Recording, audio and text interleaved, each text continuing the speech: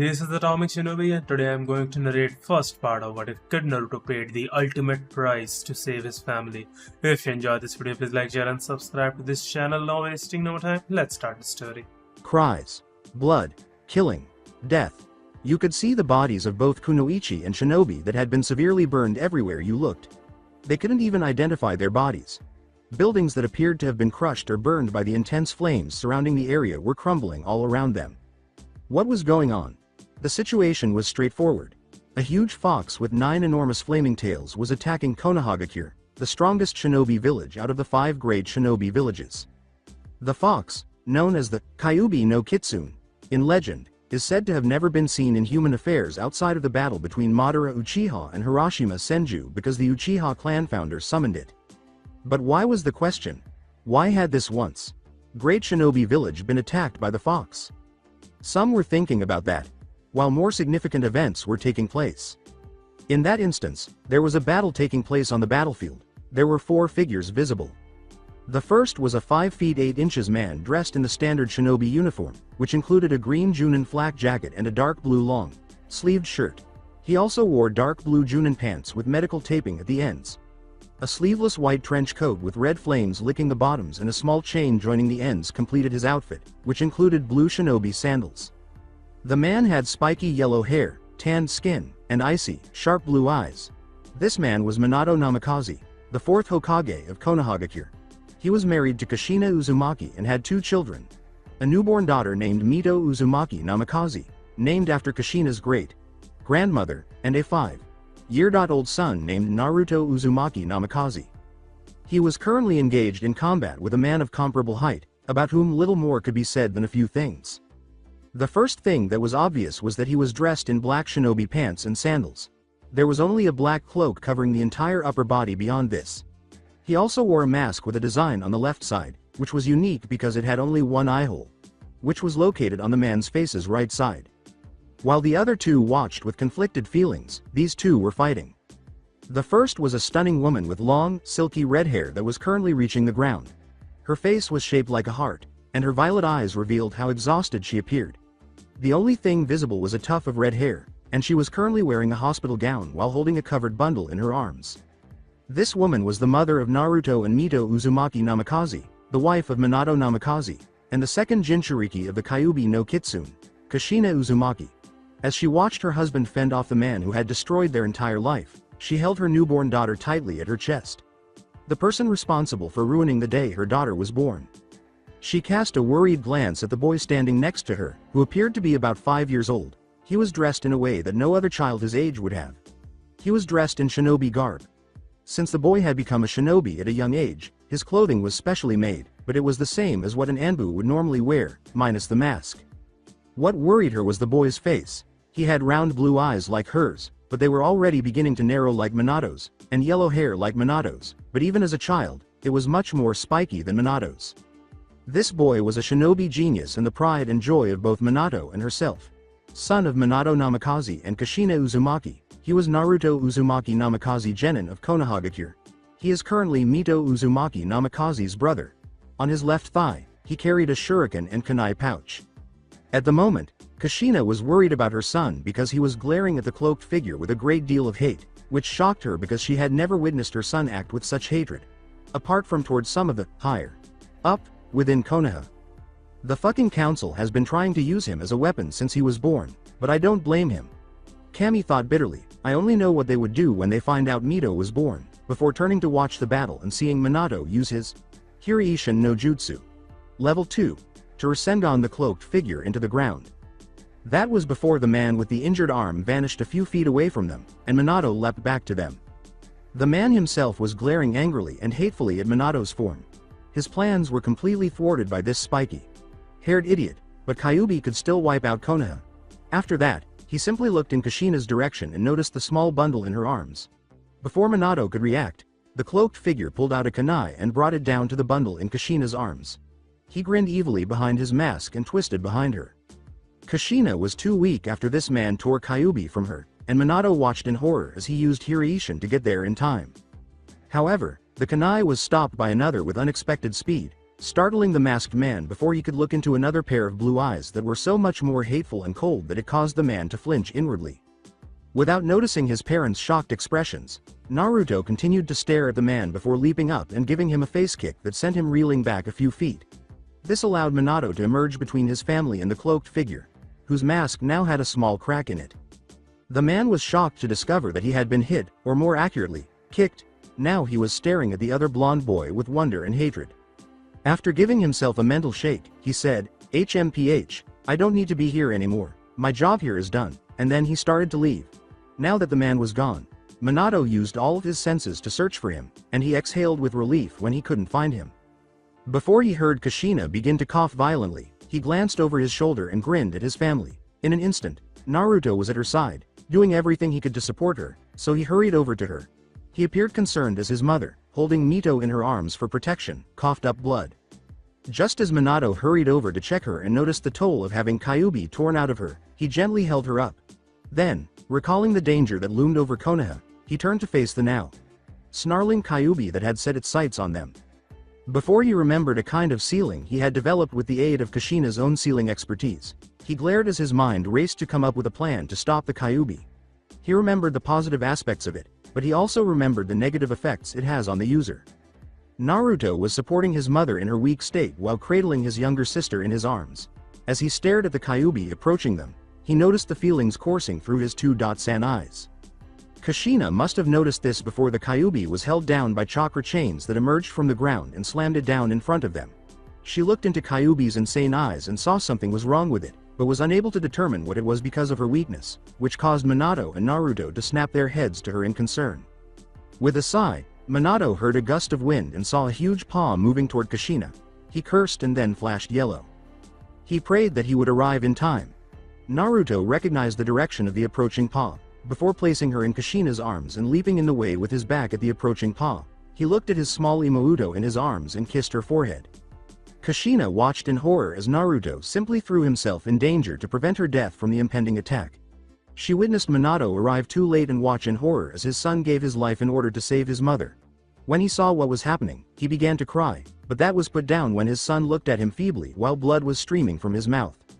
Right now, Naruto was in so much pain that his only thought was to protect his mother. He glared at Kyuubi's less insane eyes over his shoulder before turning to face his father, who was crying over what had happened. As more blood trickled from his father, he grinned at him. As the light in his eyes faded, he said, "2-san. Do it, while you have the chance." Minato scowled before he saw Naruto's eyes light up with understanding. Even though Kushina was crying over what was happening, he continued to listen to Naruto's words as his eyes widened. What? Are you, Sochi? He said with a considerably weakened voice. He said, 2-san. Use the sealing on me. Use the Shiki Fuin on me while you have the chance.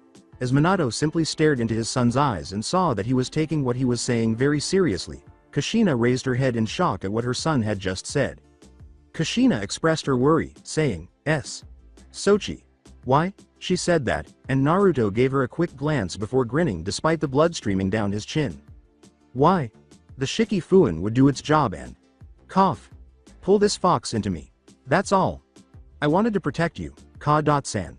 As for the sealing, I'm sure you know. I'm actually now connected to Kyuubi. How do you know that it's sealing, though? Both Minato's and Kushina's eyes were watering when he said that. Before he started coughing, Naruto simply grinned and said, because I've studied the effects from the vault while you weren't looking. I was curious and knew this was the only sealing I knew would stop the Kyuubi, and I know for a fact that if the container was physically connected to the one being sealed, this would greatly increase the chances of the sealing being done perfectly. Both Minato and Kushina were crying now because they were aware that the sealing was the same one that Kushina had assisted Minato with, and they both understood the consequences and what it did. Even though the Shinigami is incredibly powerful, it would struggle to seal someone like Kyuubi. The sealing would call upon the god of death itself, Shinigami, to continue the sealing. Even though their son was dying in front of them and they were powerless to stop it, they had to smile when they realized Naruto's plan. Naruto demonstrated intelligence beyond his years. Minato shed a tear and then turned to face Kushina, who sobbed uncontrollably into Naruto's shoulder. He was aware that if he carried out the sealing, he would undoubtedly die, and that Kushina, despite the Uzumaki's longevity, would also perish due to the lack of Kyuubi. Lastly, he was unsure if his son Naruto, who was his flesh and blood, would live because the Shinigami would either seal it up in the container and drag it into its realm with him inside or would heal Naruto. In any case, who would take care of Mito if the three of them passed away?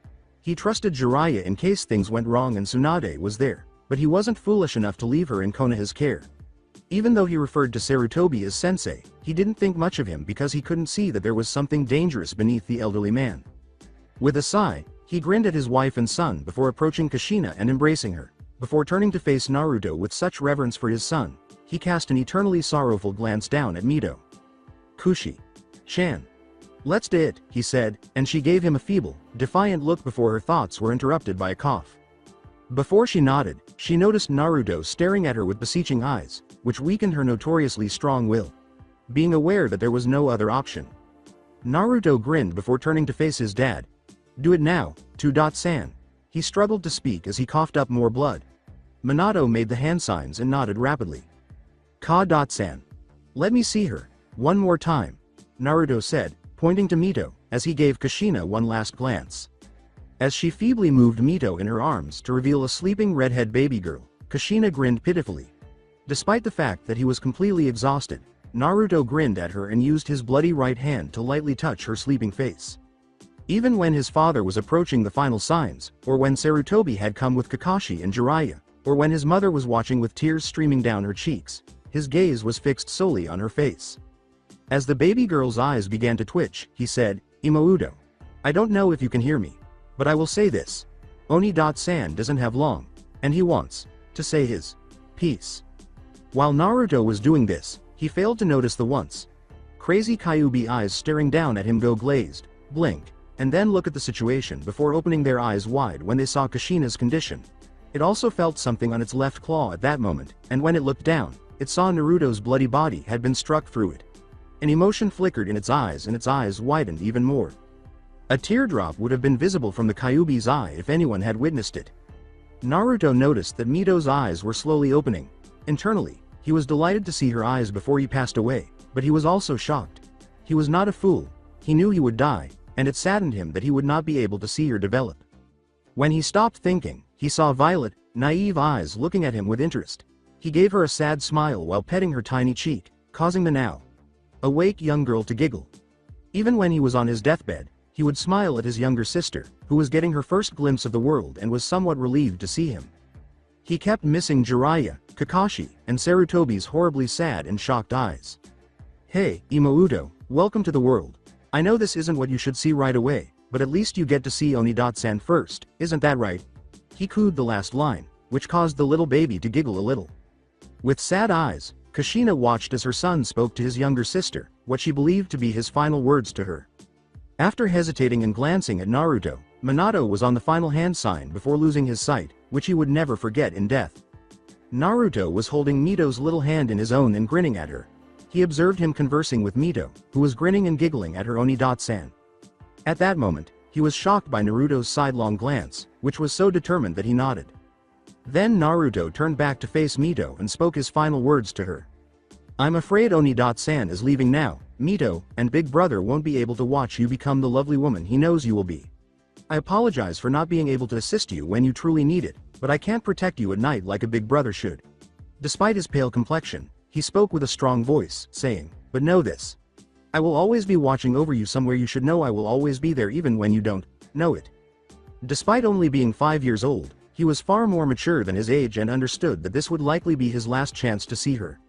Even though he only trained for a few years, his mind would unexpectedly develop beyond his outward appearance as soon as he could walk.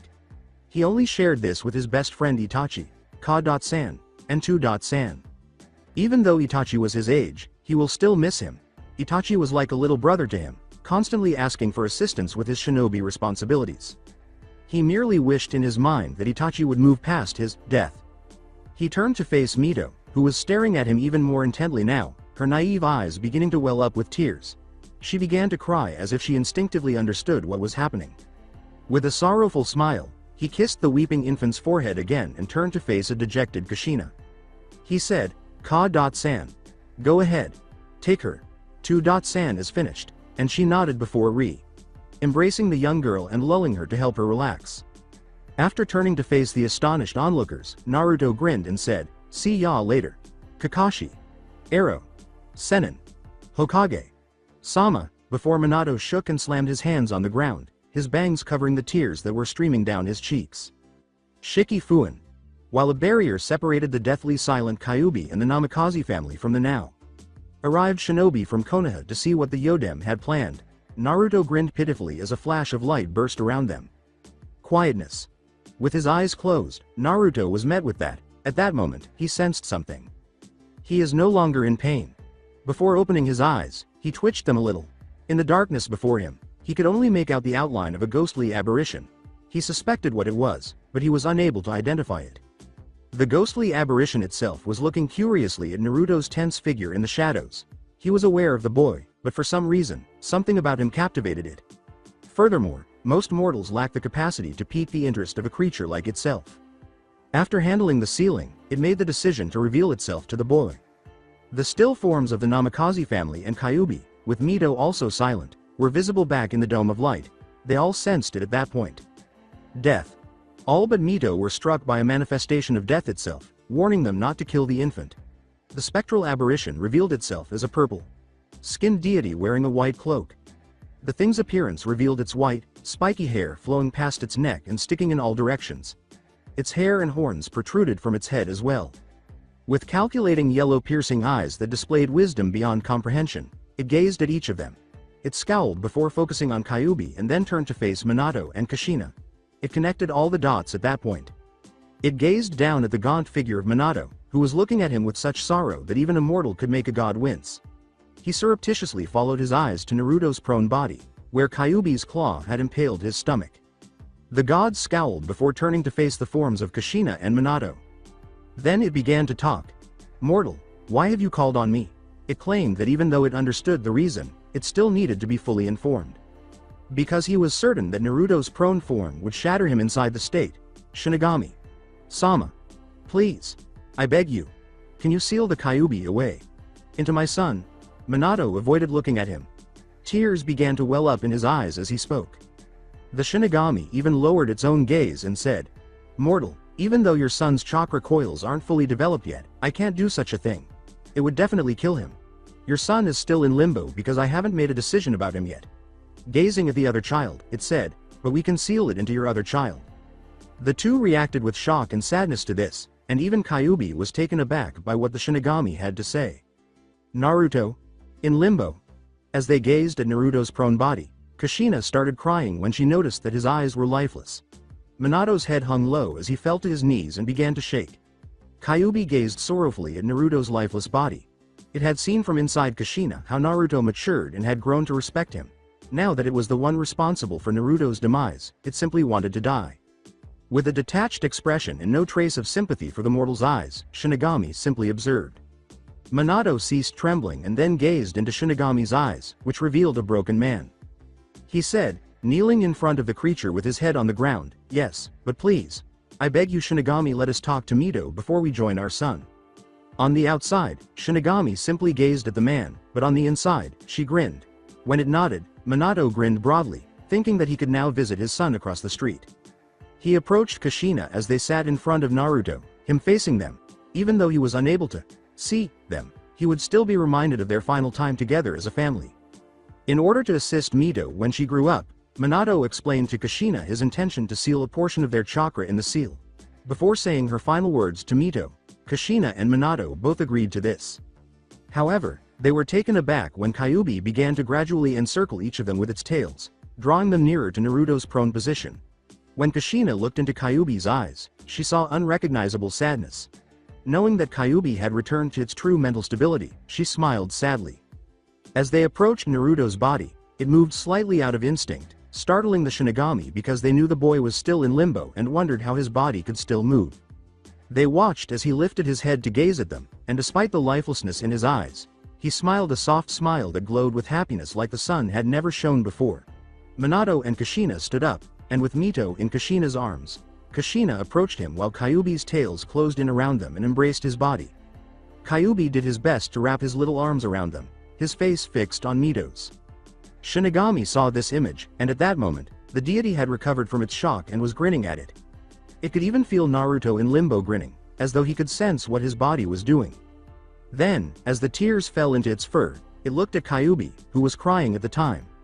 The fact that Monster Madara Uchiha did this made it scowl again, and it would be damned if it didn't pursue him for it. The family then briefly split up before turning to face Shinigami with resolute eyes, knowing they were prepared. Even though it was internally saddened to allow this to occur, it was powerless to violate the guidelines her sister established when this seal was made.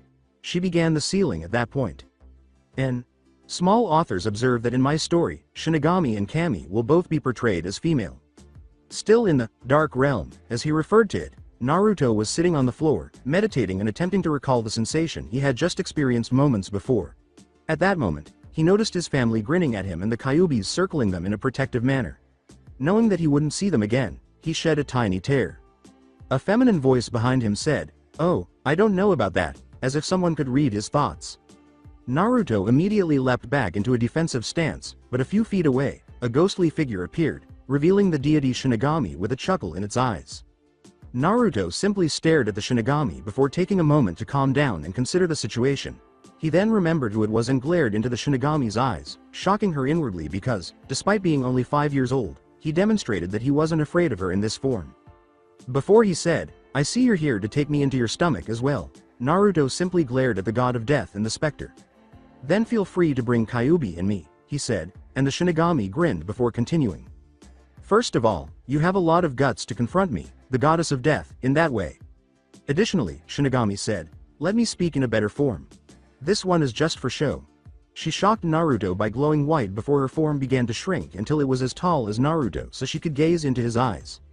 The body of a 5-year-old girl with straight, pitch black hair and porcelain skin was visible when the light faded, and she shone beautifully in limbo. She wore a black kimono, and her eyes were the purest white. Since he looked at her body and turned his head away from her face, which had a pink tint, he could see that she was barefoot before she smirked at him. The girl in front of him was only made funnier by this action because he heard her laugh heavenly, which warmed his heart a little because it sounded so much like a song his Ka-san used to sing to him when he was younger. When he recovered, he turned to face her again and saw that he was just inches away from her face. Before stepping back, he flushed, which only made her smile as she spoke. She admitted the truth when she said, "You know, up close you kinda cute." Although he was only 5 years old, he was one of the most sought after boys in the academy. His face was becoming more angular from all the training he had done, so he was maturing quickly. After gathering his thoughts, he gazed at her with interest. Aren't you Shinigami?" She laughed when he pointed to his stomach and said, "I mean, really, 2-san finished the ceiling, shouldn't I be with him in your... I don't know. Kami." Even the sound of her laugh was melodious. Shinigami shook her head before turning to face Naruto. Despite knowing that she was the Shinigami goddess over death, the boy still showed a great deal of interest in her, and he appeared completely unconcerned. Every time he spoke, her interest in him increased. However, she scowled as she remembered the current circumstance. "Naruto," she said in a firm voice that startled the boy and made him realize she was now taking things seriously. His eyes hardened because he realized there were times to joke around and times to be serious when necessary. Shinigami became even more intrigued by Naruto as a result of this action, and she was eager to share it with Kami-chan. "Naruto, I know everything that has happened since Kyuubi attacked Konoha, and I have to say watching you sacrifice your life for your mother like that even at your age is surprising," she said after clearing her throat. "Most kids would have remained put, but you put yourself in danger to protect someone you cared about. Naruto, that is a very admirable thing to do," she said, her voice warm. Assuming it was his final act of seeing his family again, Naruto simply looked down and grinned piteously. "Unfortunately, things went bad. Your plan from what I can see backfired. You died before the ceiling could complete itself," Shinigami said after noticing this. She continued to see the recognition in Naruto's eyes as she said, "And we had to choose another container and the only one at the time that could Kyuubi was none other." When Naruto heard what had happened, he hated himself because he wasn't strong enough to endure a little longer. His eyes were wide with fear, thinking that his plan would have succeeded. Before he opened his eyes and lifted his head to look Shinigami in the eye, he considered his options. This action caused her to flutter in his eyes, which displayed a level of determination she had never seen in any mortal. No one in history had eyes like those. For some reason, these eyes both frightened and fascinated her. When his eyes were like that, She was first afraid for those who had resisted him, and then too. She was thrilled to see a mortal. Get her? A flinch from the goddess, yes, she was fascinated by this one now. Then, in spite of Naruto's developing aura, which glowed a pale blue, she went on. Additionally, since you are aware of the cost of calling me to your realm, your mother and father were unable to withstand the ceiling. I hate to tell you this. And your mother went over the edge due to the injuries she sustained and the excruciating agony of having Kyuubi torn out of her. She began, but was interrupted when she sensed it. I was able to stop time in the barrier which separated all of them and Kyuubi from the outside world. With each word, Naruto's aura began to grow, and when she revealed that his parents were dead, it suddenly soared, shocking Shinigami. Her eyes were wide open in disbelief as she saw Naruto's glowing figure obscured by the blue spiritual energies waves upon waves. Then, reluctantly, she noticed that the pupil was outlined in his dyes, which now glowed with an unearthly white. Even though Naruto couldn't believe it, he lost his temper when he heard it directly from the goddess. His younger sister. In the world of cursed shinobi, she would be alone. He was aware of a world full of violent and avaricious people. A world that would harm her, he knew. At that point, he made a choice that would alter heaven and hell itself and permanently alter the shinobi world. He gave the startled goddess of death a scowl. Take me back, he said as an eerie wind blew past Shinigami, ruffling her kimono and hair as it passed through him. This didn't deter him, though, because his Ryotsu was getting bigger than any mortal should, even for a Hokage. She heard what he had to say and was about to disagree when she lost sight of his eyes and realized that he would not accept no, and she felt compelled to say yes from the bottom of her heart. Then she realized that he had more Ryotsu than any mortal she had ever seen and that he had the guts and courage to face anyone, whether they were a human, a demon, or God. The final thing she personally internalized was that he would defend his beloved people to the end of his life and beyond. At that point, she made up her mind about what she wanted to do. She knew her sister would lash out at her, but even Kami would agree when she saw Naruto later. Then if that is what you want, then I need to ask, Shinigami said sharply at the end of her voice, obscuring her nervousness as she gazed into Naruto's vivid blue glowing eyes. Are you willing to sacrifice your humanity in order to regain your life? She asked, glaring back into his eyes. You will be returned if you so desire, but with the knowledge that you are my avatar in the real world. Are you going to do this? She spoke in a serious tone as she said that. She genuinely wanted him to agree to this choice. The thought of him as her avatar made her shiver for some reason. Naruto contemplated and was internally shocked by her bargain. Resurrecting himself at the expense of his humanity? Being in the real world as her avatar? Does that imply that he would possess Shinigami-like abilities? Then, recalling his baby sister's face, he made the snap decision. Hell yes, regardless of whether I'm a human or something else entirely, I would stop at nothing to keep my remaining family safe. Nothing will stop me from continuing to defend my beloved people. At that moment, his Ryotsu flared even more, he said. This made Shinigami smile before she unexpectedly appeared in front of Naruto and used both hands to carve his face. She said, then. Received the kiss of the Shinigami, and before he could stop her, she kissed him. Despite his advanced age, Naruto was always interested in his first kiss, so this sent shivers down his spine. He reluctantly returned the kiss, causing the goddess to groan in surprise. He instinctively leaned closer to her and put his arms around her petite frame. Before the Naruto body flashed white, this continued for a little while longer.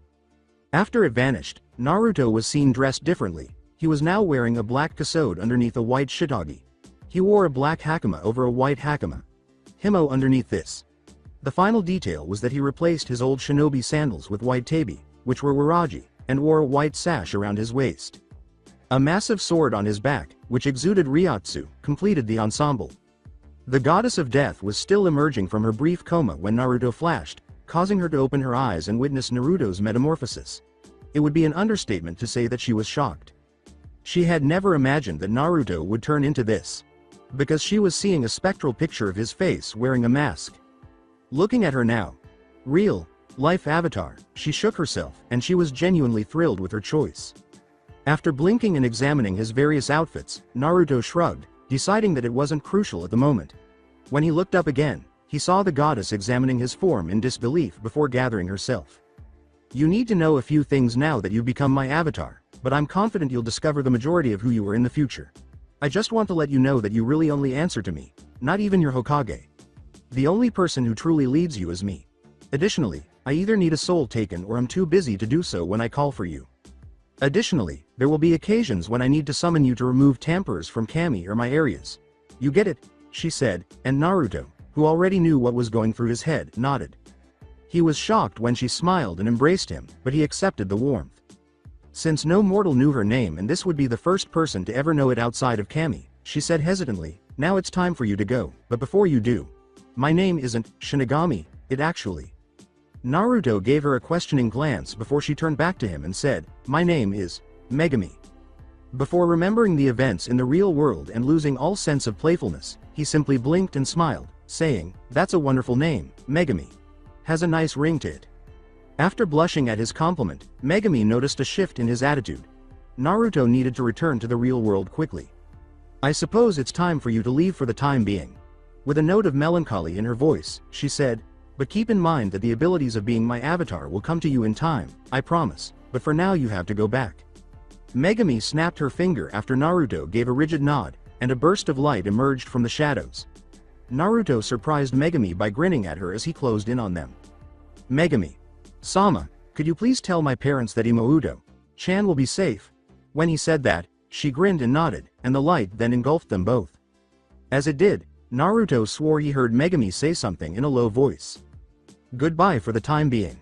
My avatar and I will see each other again soon, and I am genuinely excited for that to happen. Before accepting the light that brought him back to reality, he grinned. In this manner, he can continue to safeguard his remaining family. Half of the Anbu the Hokage, along with Kakashi and Jiraiya, were in the living world outside the barrier. Before this barrier had appeared, they had all seen Minato perform some sort of seal, and some had attempted to destroy it with every jutsu they were aware of. They were quite concerned for Naruto when they saw him impaled on Kyuubi's claw before they disappeared in the light, but nothing had worked, so they chose to wait for it to be finished. When they heard a crack, they looked up to see a barrier cracking, then more cracks before it broke and a dazzling white light began to shine from inside, blinding everyone. Once it subsided, they looked up to witness a scene that would live in everyone's memories for the rest of that day. Sitting between his parents, who were grinning and holding on to each other, Naruto was there in his regular clothes, clutching his younger sister. With his sister pressed firmly against him and his head held down, Naruto stood between their bodies, his bangs covering his eyes. He glanced up at the now shocked onlookers, whose once blue eyes were now glowing with an unearthly blue that made some of them back off. Some of Naruto's friends, including some Anbu, Kakashi, and Jiraiya, were stunned and unsure of what had happened. However, Sarutobi was the first to recover from his shock before addressing the matter and realizing that his predecessor had died along with his wife, leaving behind their newborn daughter and now living son. He looked at Naruto, and he was honest with himself that he had never seen his eyes like that since he had witnessed the child graduate at an unusual age and during the brief time he had been a member of his team. For some reason, those eyes frightened him. Naruto grinned piteously as he gazed down at his parents' bodies before turning to face his younger sister and grinning affectionately at her sleeping face. He glanced at the red glow of the ceiling on her belly and nodded in his mind, noting that the only sign of the ceiling was the whisker lines on her face. He lowered his head slightly, kissing her forehead again, and uttered a whisper that seemed to reverberate throughout the space. The red-headed beauty gave a little smile when he whispered, "Don't worry, Imouto-chan Oni-san is here for you and he's going to protect you from anyone and anything, even if he has to face the devil himself."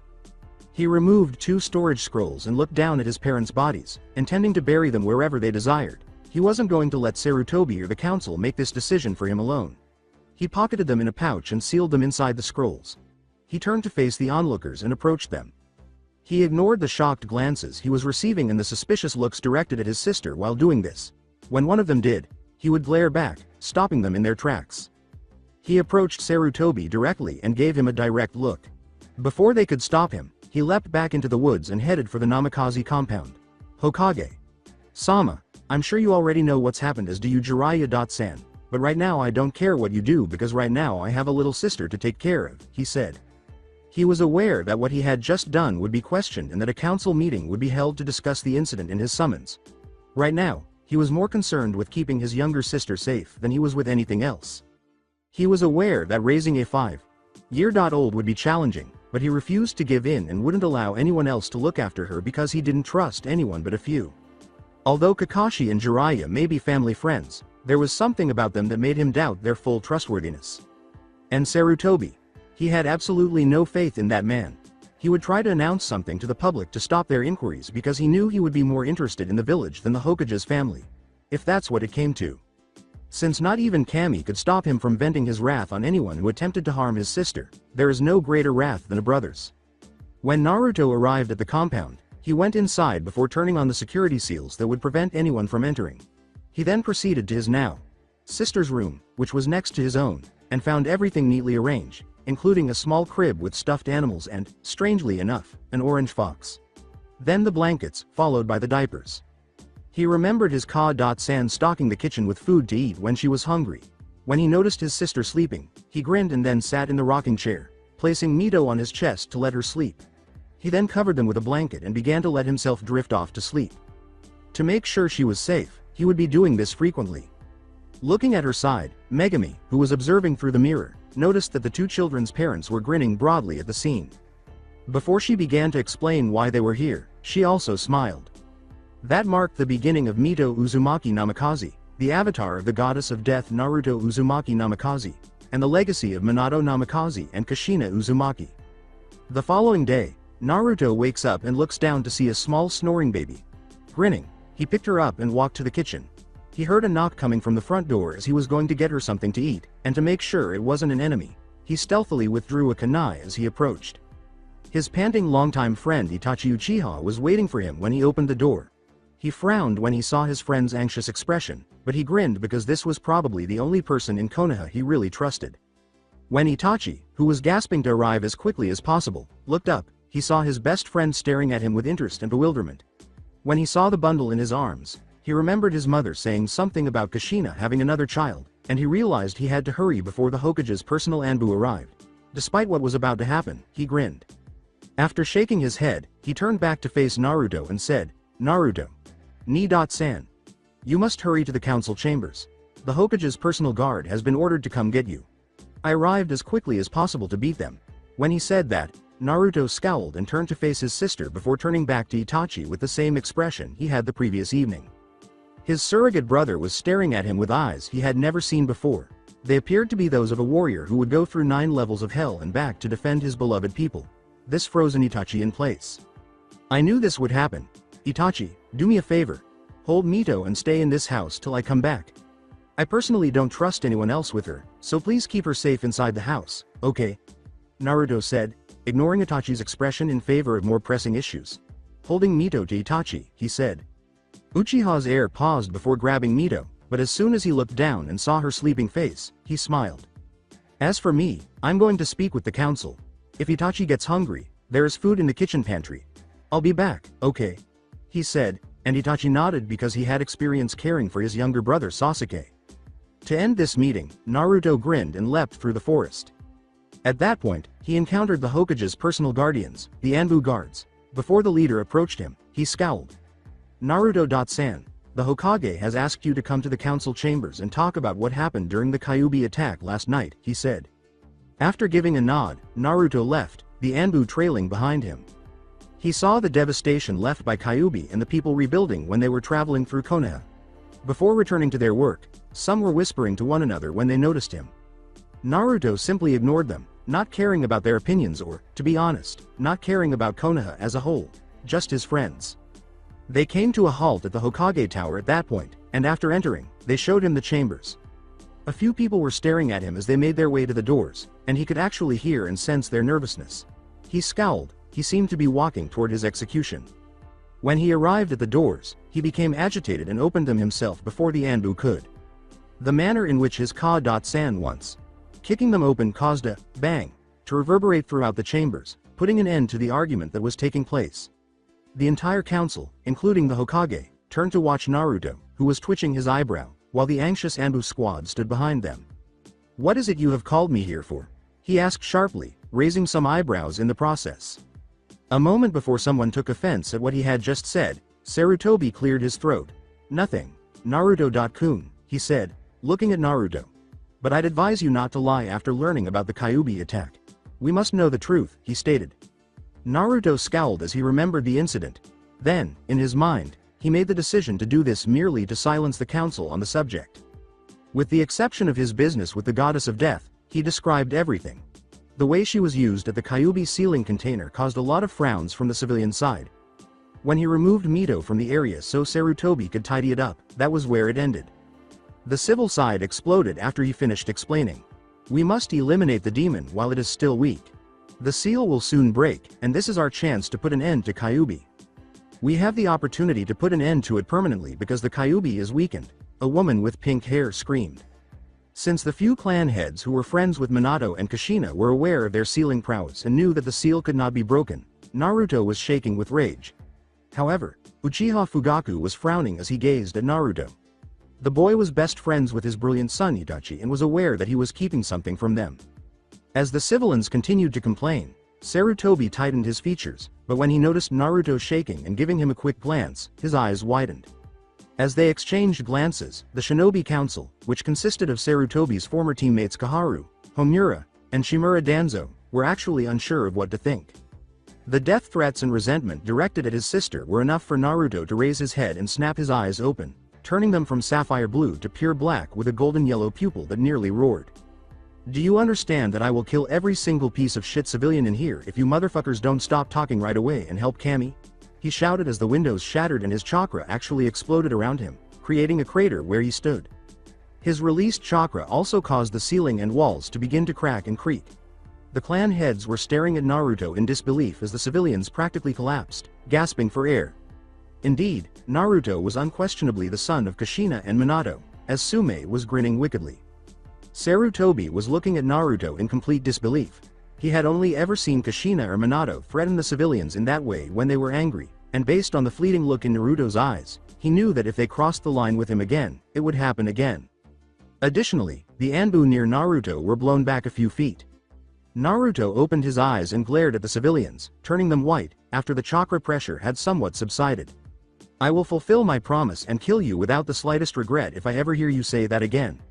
That applies to everyone in this room. He pointed to everyone as he spoke. Even though I am only 5 years old, I will fight to the death to defend my baby sister, Mito Uzumaki Namikaze, from both internal and external enemies, including those who would attempt to harm her physically or psychologically. They will perish at my hands. And you Hokage. Sama won't stop me either, he said, causing Saruobi and the other council members to widen their eyes. Naruto Uzumaki Namikaze simply threatened to kill Konoha's ruling body if they attempted to harm his younger sister in any way. The way this boy threatened the civilians made them angry or red in the face. If they were naive enough to believe he was telling the truth, they would die if they attempted to mentally murder the demon. Even Fugaku, the heads of the clans, was trying hard not to grin. Naruto's threat definitely silenced them. If that is all Hokage. Sama, I have to go take care of my sister at the moment, Naruto said, turning to face Sarutobi, before making his way back to the doors. After he recovered from his shock, Sarutobi said, wait, since he had planned for this to happen just in case, he spoke the truth when he said, we aren't done yet, Naruto.kun. I have decided to announce to the public about Mito's status as a Jinchuriki only for them to be put under a law that will signify they speak of it to the younger generation they will be put to death. The civilians regarded Sarutobi as a fool for suggesting that they ought to be disciplined, but the man shot them a warning look that quickly silenced them.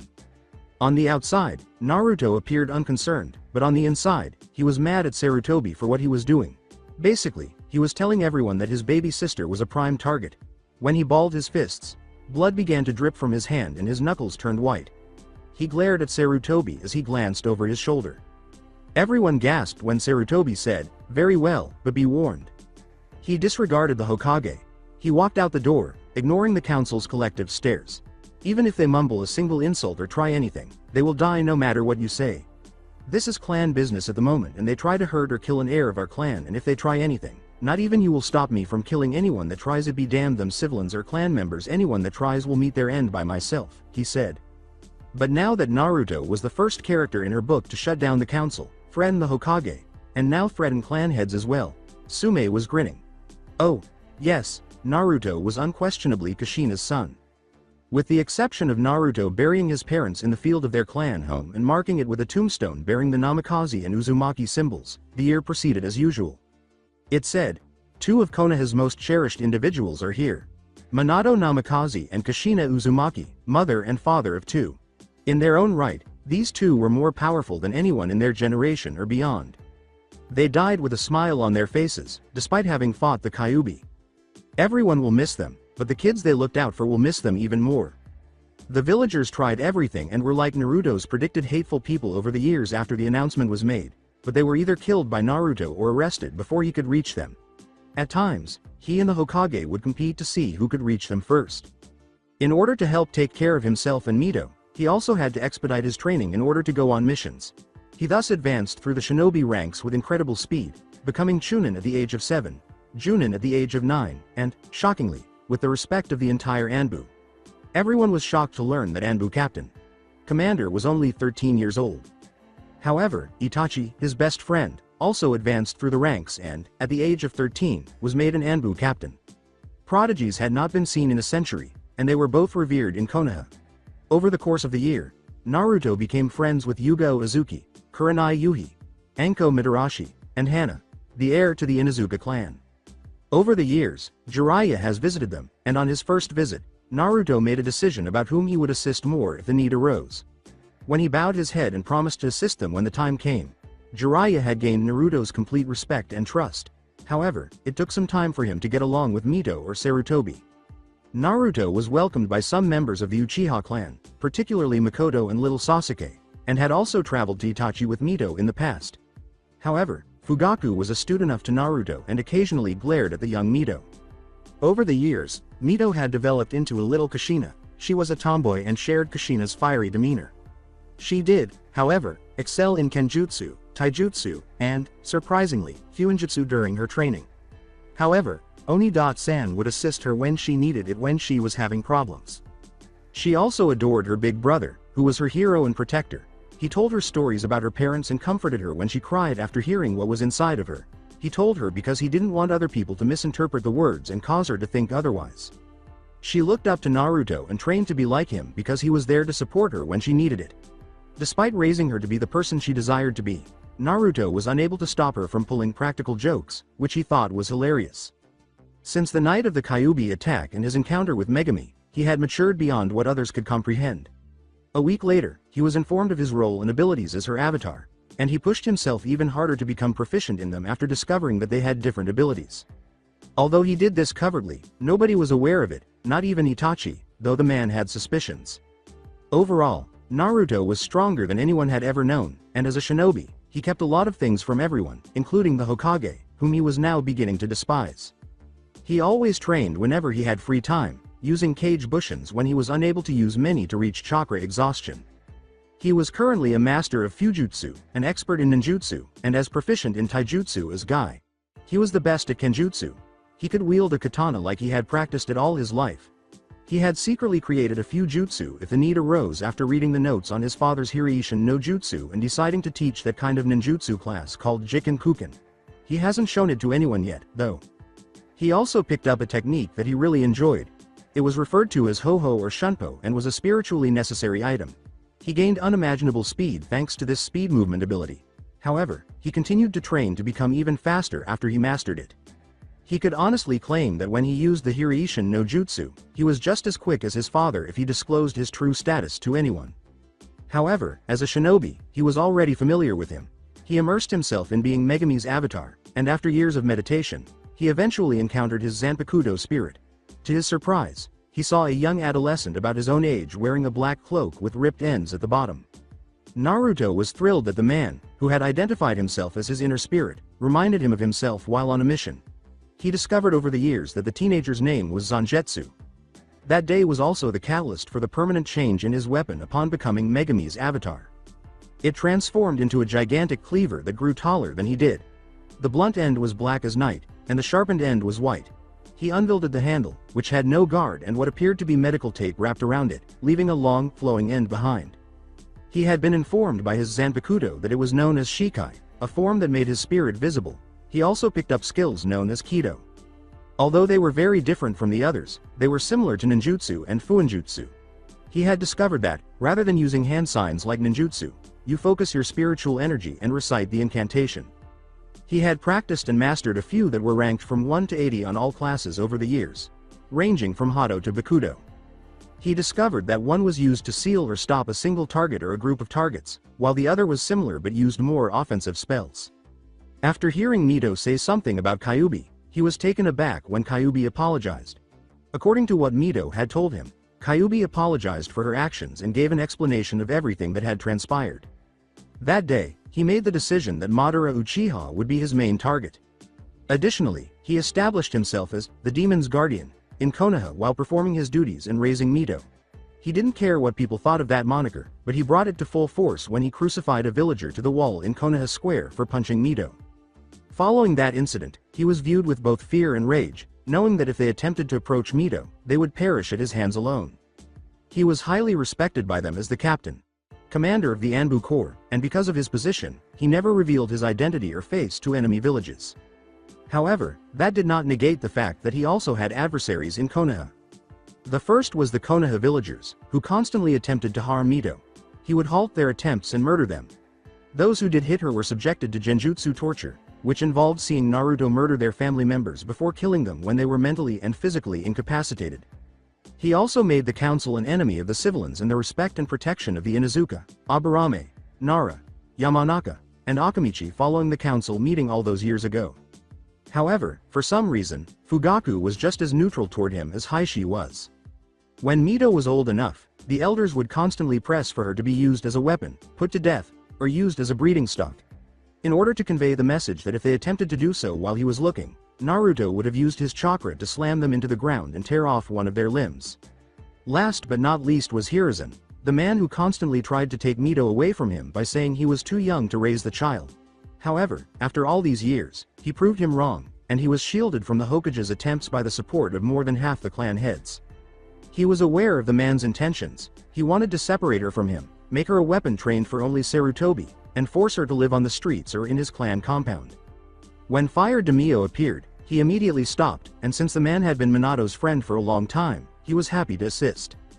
In order to pick up his now 8-year-old sister from the academy, Naruto Uzumaki Namikaze is currently seen strolling down the street. He disregarded the men's glares and the women's lustful glances as he walked the streets. Yes, it appears that Naruto was receiving those looks because he was the last male in his clan and because of his appearance, which made him one of Konoha's most sought-after men. The Namikaze was now 5 feet 7 inches and dressed in his typical black shinobi sandals, black junin pants, and a black shirt with long sleeves. Anbu chest plate with 2 pouches on his left and right thighs was placed over this. One each for senbo, ninja wire, kunai, and shuriken. The other was for personalized seal tags and storage scrolls. He wore a Konoha headband tied like a belt around his waist and fingerless gloves made of metal plating. He displayed himself to the public by wearing his kitsune mask on the side of his face and an Anbu standard ninjutsu on his back. Mito came up with the idea for the mask, and he made it for her. The public was also quite alarmed by it.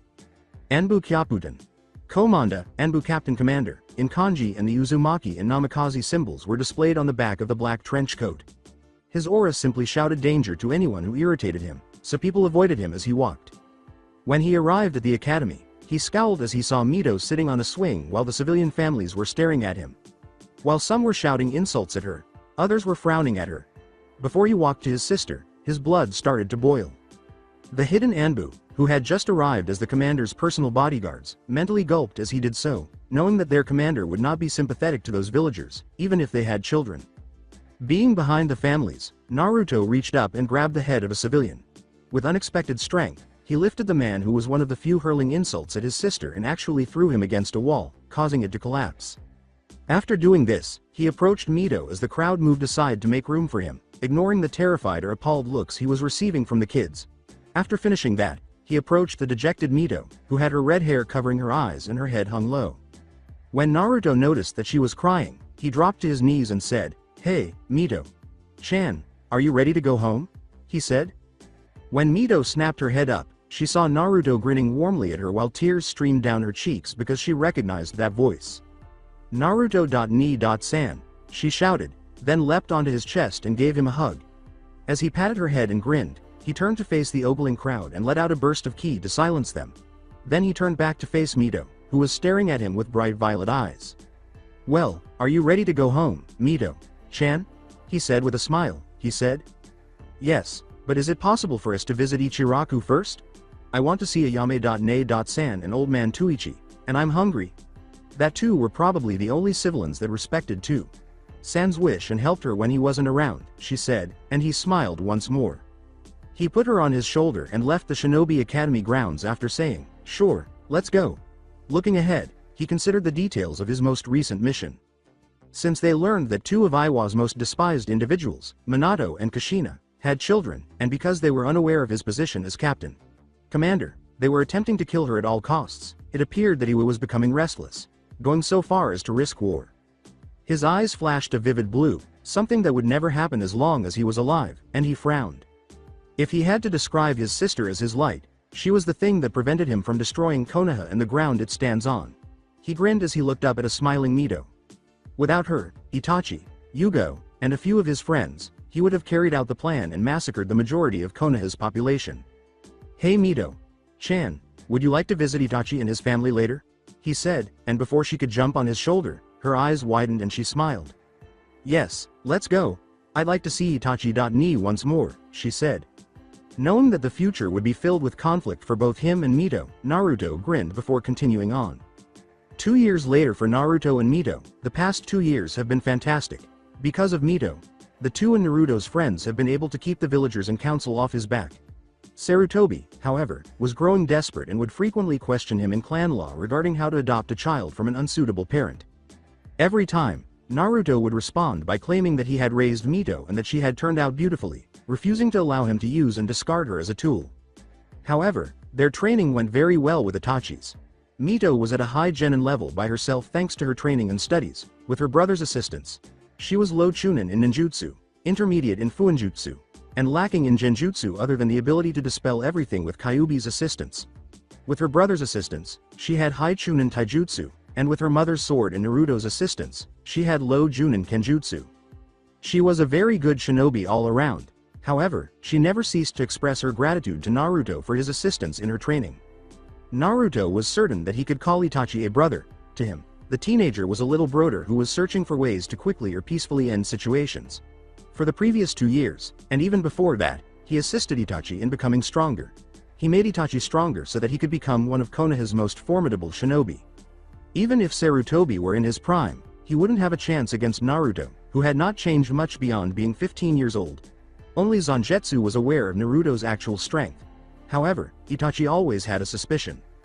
Since serving as the captain, commander of the Anbu Corps for the past 2 years, his shinobi abilities have only improved. He had surpassed his father in the art of fuinjutsu and was almost at his mother's level. His ninjutsu skills were extra ordinary. He added taijutsu to his kenjutsu, constantly performing physical exercises that Guy would say were insane, pushing him above and beyond Guy's capabilities. He was proud of his kenjutsu skills and could honestly say that the 7 swordsmen were nothing compared to him. He appeared to be a blur because of his uncatchable speed and the force of each swing. However, as he matured over the past 2 years, his Shinigami skills have increased dramatically. His training in the art of Kido and his conversations with Zangetsu had been extremely beneficial. He had become so devoted to the Zanpakuto that he was swinging it like his arm. Additionally, he had mastered Kido moves 81 to 99, but he still needed to practice the most recent ones on Bakudo and Hado. He had also developed a Kido healing method that did not require incantations, simply focused spiritual energy. However, his speed with Ho-Oh exceeded even Zangetsu's expectations. In that regard, he was practically uncatchable. Nobody could match his speed. However, nobody has yet to witness his actual power. His greatest accomplishment, however, was elevating his Zanpakuto to a level that only Megami herself had previously achieved, known as Bankai, according to Zenjutsu. Even though it was initially difficult to control, he was quite proud of himself for reaching the next level and had to admit that Bankai would only be used as a last resort in dire circumstances. Even though he was stronger than anyone really knew, he didn't act cocky and show off his skills. He had the emotional equilibrium and composure to deal with any situation that arose. However, there were also some issues. First of all, believing they were outnumbered, Konoha's civilian population was growing brave enough to attempt a direct attack on him, accompanied by a few shinobi. They paid the price for their mistake. He used them as an example, displaying their disfigured bodies to demonstrate that he would do something much worse if they attempted it again. That silenced them, but a week later they returned in greater numbers. Additionally, Iwa's desperation was evident when they dispatched an assassin to murder Mito and Naruto. At this point, Naruto halted the assassin and killed him. In addition to putting the body in a box, he had written to the Tsuchikage that he would regret starting something if he attempted it again. The Iwa cage was not discouraged by this. On the contrary, it motivated him to work even harder than before. The strain of war erupting again was being put on it. There was another issue, but it was inside his own head. He did not know what it was, and when he asked Zangetsu, he received a silent, "I don't know myself," response. He was a little alarmed by this, but it didn't stop him from living. However, when the Tsuchikage declared war on Konoha, everything changed. Standing around his own squad, which he had grown up and trained with, were Naruto Uzumaki Namikaze, shinobi of Konoha, avatar to Megami Goddess of Death, and Enbukyapuden, Komanda. They were all powerful in their own right, and because of an IWA grudge, they were currently meeting to discuss declaring war on Konoha. Neko, also known as Yugo Uzuki, was the first to speak. "Naruto. Komanda sir, what are we to do with the situation at hand?" she asked. "We don't personally have the resources for another war, and Iwa has declared war," she said. Naruto's best friend and weasel, also known as Itachi Uchiha, nodded. "That's true, sir. We simply don't have the shinobi to win this war after the Third Shinobi War and Kyuubi's attack. Although we have survived all three of the wars in history, this time is different because we are only able to use shinobi and resources. It would take a miracle for me to win this war, sir," he said monotonely. "Yeah, and it's even worse with half of Konoha calling for a trade with you and Mito. Chan to stop the upcoming war," Inu, also known as Hana Inuzuka, said, letting a tear fall from her eye. Hyugo looked at Mito, who was dozing off on the sofa. The room's temperature dropped a few degrees, and Naruto became as cold as ice. The sight of their leader's eyes made the others stiffen. "Let them try to trade us because those idiots in Konoha will suffer for their foolishness, just like Iwa did. Tell the Hokage that I'll be going to Iwa's borders to deal with the invading force myself," he said, getting shocked looks from everyone as he stood up with his battle gear ready. "What? You can't be serious, Master Naruto." "Senpai," Yugo said. "We are aware of Naruto's strength, but the Hokage would find it difficult to handle a Chunin and elite Junin battalion by himself, and you're claiming that you will go up against 3 battalions by yourself." Hana objected, saying she didn't want her friend to go through that by themselves. Grinning, Naruto pulled his gloves tighter. He said, his eyes narrowed, "You forget, Hana-chan, that my father was capable of such a feat, and lastly, don't liken me to that old idiot," he said. "I'm stronger than I look, and he is nowhere near my level." They continued to look doubtful until Itachi spoke up. "Senpai is correct." With a faint smile on his face, he declared, "He can handle the invading force on his own without assistance. Furthermore, he never showed off all of his abilities, even during our battles, and he isn't the Anbu captain. Commander for nothing. What about Mito? Chan, though? She'll be helpless with you gone and us on guard," Hana said. "It's already being taken care of," he said, and then a puff of smoke burst into the room, causing the others to leap to their feet and prepare their blades. When the smoke cleared, a smiling Jiraiya was revealed. "Don't be afraid, young people, your savior, gallant Jiraiya, is here too." Bam! Thud! His subordinates started to perspire when an irate Naruto struck the man's skull with a brain duster and sent him face down. "This isn't the moment, Arrow. Kyofu," Naruto remarked irritably. After saying this, Sennin stood up and rubbed the back of his head while scowling at his godson. Mito sat up stirring in her sleep and slowly opened her eyes to see her godfather, and her eyes lit up. A red blur that glomped his leg caused Jiraiya to stagger back a bit before he could respond to his student's son. He looked down and saw Mito look up at him with a grin on her face. With a smile of his own, he lifted her. He said, "Well, if it isn't my favorite god, child Mito-chan," and she giggled as he tickled her sides. This made Naruto smile. He loved Mito to death and always tried to spoil her when Naruto wasn't around, even though he was a pervert for women. "You know what?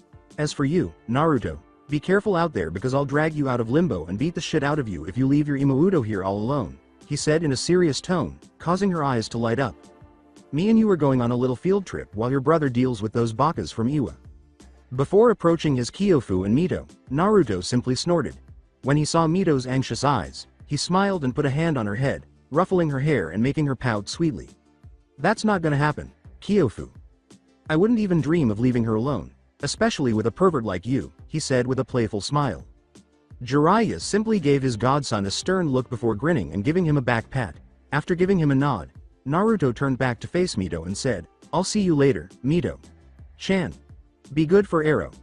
Kyofu now, you hear?" he said, and she simply grinned, but he could tell she was planning something by the look in her eyes. Her tone was so innocent that she said, "Of course, Ni-san, I wouldn't dare. Naruto simply smiled and kissed her forehead, causing her face to turn pink. Oh, is little Mito Chan feeling embarrassed that her big, strong brother kissed her? Kyuubi, who was inside Mito's seal, smiled as she watched. Kyuubi uttered those words. Mito's face turned red at this. No, that isn't the case. Kyuubi's snickering could still be heard over Mito's words. He glanced at Jiraiya and nodded, and the man nodded back before disappearing in a cloud of smoke. Then, I'll see you later then. All right, then you know your orders, move out, Naruto said after turning to face his squad. He said. They gave a high salute before leaving the realm of Kami. Two Figs were in Kami's realm, observing events in the elemental countries through a glowing screen. Based on their visible curves and feminine features, these two figures were both female. The first was Megami, the goddess of death, who had transformed into a 16-year-old. She was dressed in the same kimono from her first encounter with Naruto, but it fit her flawless hourglass figure perfectly and left no room for imagination. Her kimono revealed some cleavage, and her breasts were a perky C-cup. The other was Kami, the goddess of life, Megami's sister. She shared her sister's pale porcelain skin, but she had low, flowing silver hair and golden eyes that glowed with wisdom and power. She didn't have shoes, but she was dressed exactly like her sister. Her figure was hugged by a white kimono, which also showed off her perfectly round and perky breasts. Kami was currently watching her sister Avatar leave for battle. She initially vehemently disagreed with her sister about bestowing her blessing on a human being because the last time they did so, it only caused chaos in the world.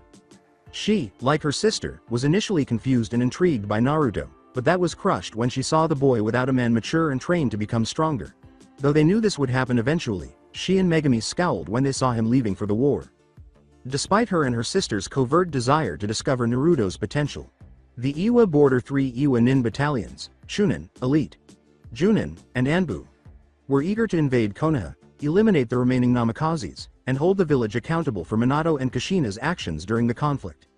When the son of their most vilified adversary appeared in front of them, approaching their position with a murderous and icy stare fixed on them, their eyes widened in horror as they prepared to cross the border.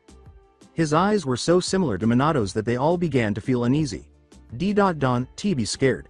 The commander of the battalion said, just because he's the son of that man and his bitch of a wife doesn't mean he can take on all of us.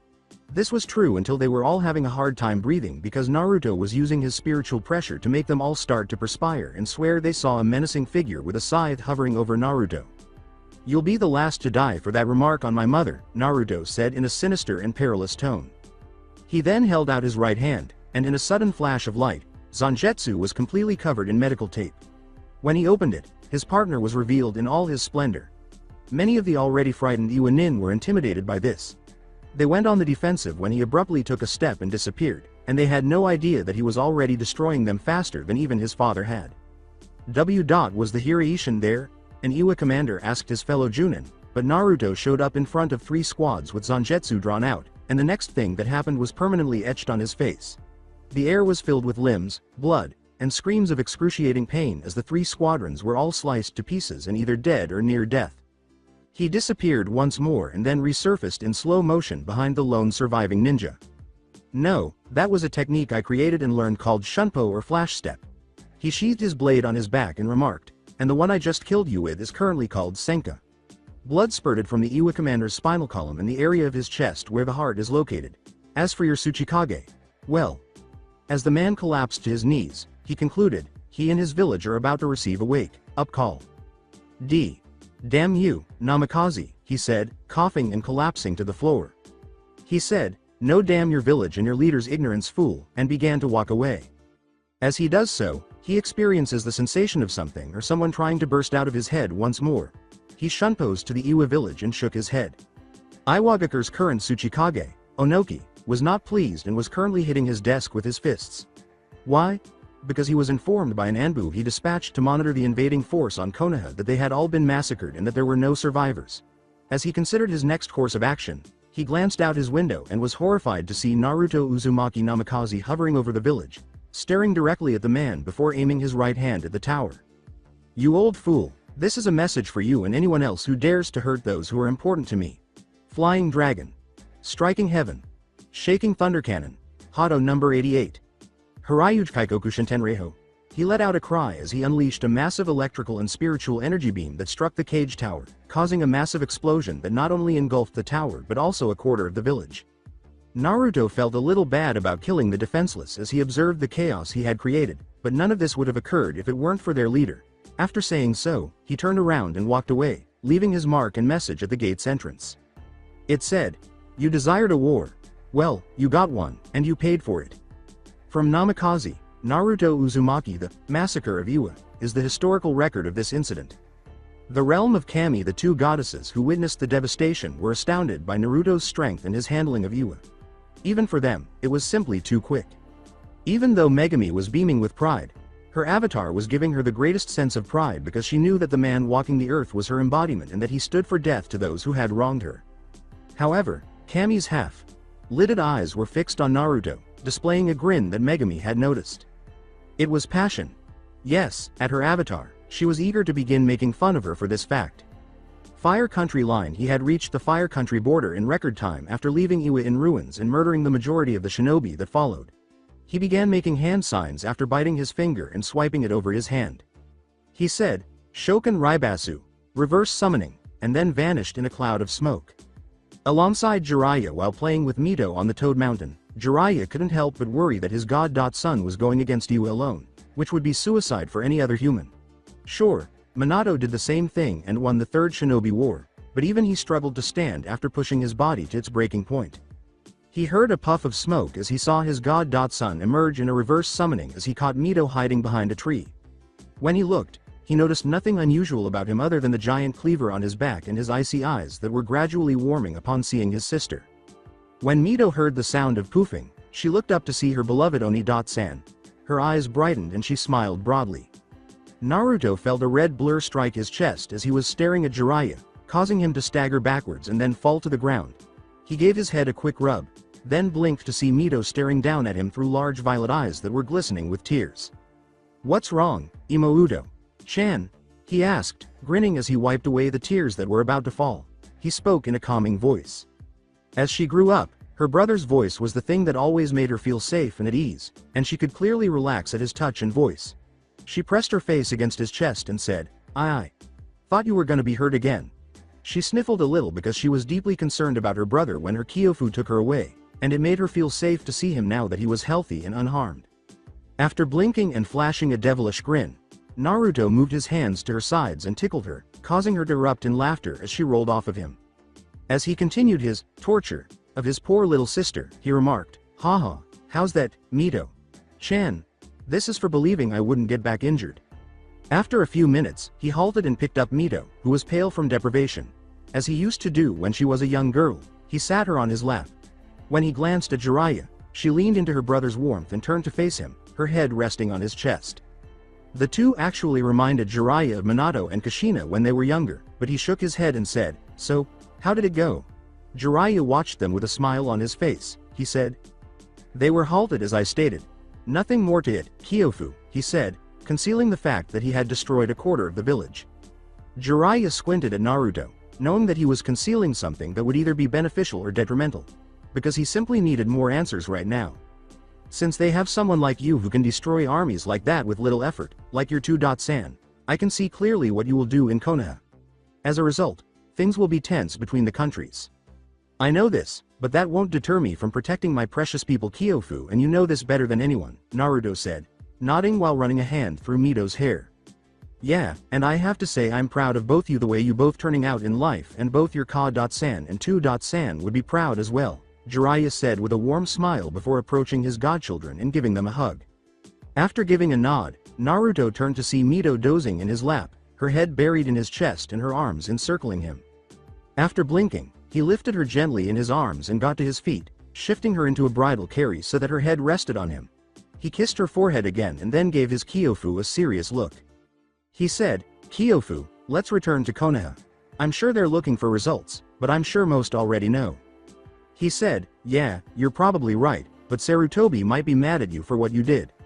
I don't care what the old fool thinks. He has no influence over my actions or the people I defend. I apologize, Kyofu, but the man is just an old fool who believes he can manipulate me, in my opinion." Knowing that his god-son was correct, Sarutobi had attempted for years to either control Naruto or take Mito away from him. Jiraiya nodded sorrowfully. "Now let's go," he said, muttering a little, Shokan Raibasu, before he and Jiraiya vanished in a cloud of smoke. The Konohagakure, the shinobi of Konoha, along with a few civilians who got along with him and Mito, were skeptical that Naruto could accomplish what his father could do once word got out about what was happening and exactly who was sent to oppose Iwa's invading force. At that point, word spread that Iwa had invaded and that 3 battalions had been utterly destroyed, leaving no survivors. All of the shinobi cheered this because they knew they would have lost if it weren't for Naruto. They were all aware of their continued weakness from the Third Shinobi War, and Kyuubi's attack only made it worse for him. However, it was stopped by Naruto, the recently appointed and well-respected captain, commander of the Anbu Corps. Even more startling was the attack on Iwa, the village, which destroyed more than a quarter of it and took the cage tower with it. Iwa had been warned not to attempt another attack for trivial reasons. All they could hope for was Naruto's quick return. Although Sarutobi was perspiring, Minato's complete destruction of an Iwa Nin Batlion in just 1 minute was an incredible feat that could only be described in war stories. In legends, Naruto would be portrayed as a man who destroyed not 1 or 2, but 3 battalions of Iwa's best, including Chunin, Elite Junin, and Anbu. Additionally, he told him that there was more to Naruto than he or anyone else knew when he destroyed a quarter of Iwa. When the first members of Naruto's squad on frontline guard duty heard the news, they reacted humorously. Despite their knowledge of Naruto's strength, they were all surprised when he destroyed not just 3 Iwa Nin battalions but also a quarter of Iwa. Indeed, they had no intention of underestimating Naruto once more. Knowing that his best friend and brother figure had done something extraordinary to prevent Konoha from destroying itself, Itachi simply grinned. The aforementioned squad was at the gates when they noticed 2 figures suddenly appear a short distance from the main gate. They completely left their posts and shushined to them as soon as they realized who they were. They felt 3 presences approaching them as Naruto walked with Mito in his arms, sleeping soundly with Jiraiya by their side. They grinned when they recognized the person. Before Hana and Yugo surrounded Naruto and checked for injuries, they all appeared in front of them. Itachi then approached him and gave him a shoulder pat. "Naruto. Senpai, welcome back," he said. As Hana and Yugo stopped fussing over him and gave him a hug, Naruto grinned. Itachi twitched slightly at the scene, but they all jumped back to cover their blush. After giving an owlish blink, Naruto checked to make sure Mito was still asleep in his arms before grinning. Iwa has officially surrendered. They have been crippled and cannot even put up a defensive, he declared, looking up at his team. They all nodded when he said, "Let's go home, guys. There won't be anything more to worry about for a long time." After that, they all made their way back to Konoha, eager to see what the future held. 3 days have passed since the Iwa invasion force was halted, massacred, and a quarter of Iwa was destroyed. Events had also been set in motion by this. Naruto was listed in the Iwa Bingo Book as one of the most dangerous men in the shinobi nations by the survivors who witnessed what he did. The actions of Minato's and Kushina's son toward Iwa, particularly the message he carved into the village's entrance, thrilled Kumo's Raikage. The record for Naruto Uzumaki Namikaze's entry into the Bingo Book was set by that. Now that Konoha had someone like him in their ranks, Suna and the other nearby villages were wary of him. On the day Naruto returned to Konoha, he was greeted by shinobi who applauded his actions and civilians who bowed in awe because, in spite of his past transgressions and their sins against him and his sister, he had saved them from destruction, and they owed him that much. However, Sandaime received a glare from Naruto when he confronted him about it later that day. Naruto told the man that his actions were not his business because, as the commander of the Anbu Corps, he had special laws designed for that position that said his personal actions were not subject to the current Konoha Kage's orders, so the man was powerless to stop him. That same night, Mito remained by Naruto's side the entire time until bedtime, and even then, she wanted to be with him. She must have been quite concerned about him fighting a war. He left Mito snuggled back in bed the following morning when he heard a barrage of noises coming from his door. When he went to open it, Anko and Kurenai barraged him with inquiries to check on him. They seemed to relax when he simply waved away their worries and said he was fine. While he was recovered on the 3rd day, he wasn't particularly exhausted, but he wasn't in the right frame of mind when he was called into a council meeting to discuss what had happened. Was spending time with his Imoudo all he truly wanted to do too much? He can still clearly recall the time he frightened the civil council to death and silenced the majority of Sarutobi's inquiries regarding his weapon. Yes, he now fully allowed Zangetsu to sheath on his back because, among other reasons, he was no longer going to conceal his partner, It was terrifying to watch him strolling down the street with Zangetsu on his back, and 3. Seeing Yugo go crazy over the weapon was entertaining. After 2 weeks, everything has returned to normal, with the exception of the feeling that was growing more intense every day and beginning to concern him. However, this didn't stop him from training or from assisting Mito when she needed it. Even though he has been observing Itachi acting strangely lately, it didn't stop him from returning to duty and carrying out missions with his squad. Itachi was concealing something else, and after being childhood friends for so long, it worried him. He made a self-promise to find out what was wrong with him. In addition, he oddly continued to visit Mikoto and little Sasuke after learning that Fugaku was growing even more mad in his clan. He was concerned about both of them. During his visits, he would converse with Mikoto while imparting knowledge to Sasuke that was pertinent to his grade at the academy. He always recalled that Ka-san was best friends with the woman, and he had to admit that Mikoto was entertaining. This led to a developing friendship with Mikoto. Furthermore, little Sasuke was easily teased or irritated by Fugaku, even though they shared a similar attitude. When he wasn't on duty, he also spent time with Anko, Kurenai, and his squad. She would occasionally always blush when she looked at him, and her eyes would flash red a few times when she looked at him, as did a few other women he knew, but he was noticing some strange things with Mito. Even though he was a brilliant shinobi, his understanding of women was still lacking. After completing a solo S-rank mission to Kusa country, our blonde hero is currently seen strolling around Anbu headquarters. While he was doing so, he considered picking up Mito and taking her to Ichiraku once academy ended for the day. He thought he would never see it, but when he looked up, he saw Itachi waiting at the door with a distressed expression on his face and a scroll firmly in his hands. Naruto scowled because, in all the time he had known Itachi, he had never seen him act so tearful. Sure, they had joked around with one another, but something was different this time. With unparalleled speed, he emerged next to Itachi, who was still unaware of his presence. He became even more concerned because Itachi was always the first to find out that he attended team meetings. "Itachi, what is the matter?" He expressed concern for his best friend. Knowing something was wrong when he saw Itachi stiffen, he made the decision to investigate. "Itachi, turn around and tell me what's wrong," he repeated. Naruto said again. Itachi sighed. He had no idea Naruto was close until he spoke, but he had arrived at a very inconvenient moment. It appears that fate didn't listen to him because he had been keeping this a secret for as long as possible and didn't want Naruto to know about it. "Naruto, can we talk in private? There's too many ears?" he asked, sighing, then turning to face Naruto while surveying the surroundings. After scowling and nodding, Naruto took hold of Itachi's shoulder and used Shushin. When he released Itachi's shoulder and made a Kage Bushin, telling the clone to go get Mito, they emerged in the Namikaze compound. The clone nodded before vanishing. Following the activation of the silencing seals and the closing of all the blinds, Naruto turned to face the now anxious Itachi, who was still fixated on the scroll in his hands. "Itachi, tell me what's going on," he said in a tone that said, "Don't argue with me." Itachi winced and then met Naruto's gaze. "Well, if I'm going to be explaining myself, I better do so in my true form," he said, shocking Naruto. Itachi muttered, "Kai," and raised his hands in a hand sign before a cloud of smoke burst from his body, completely enveloping him.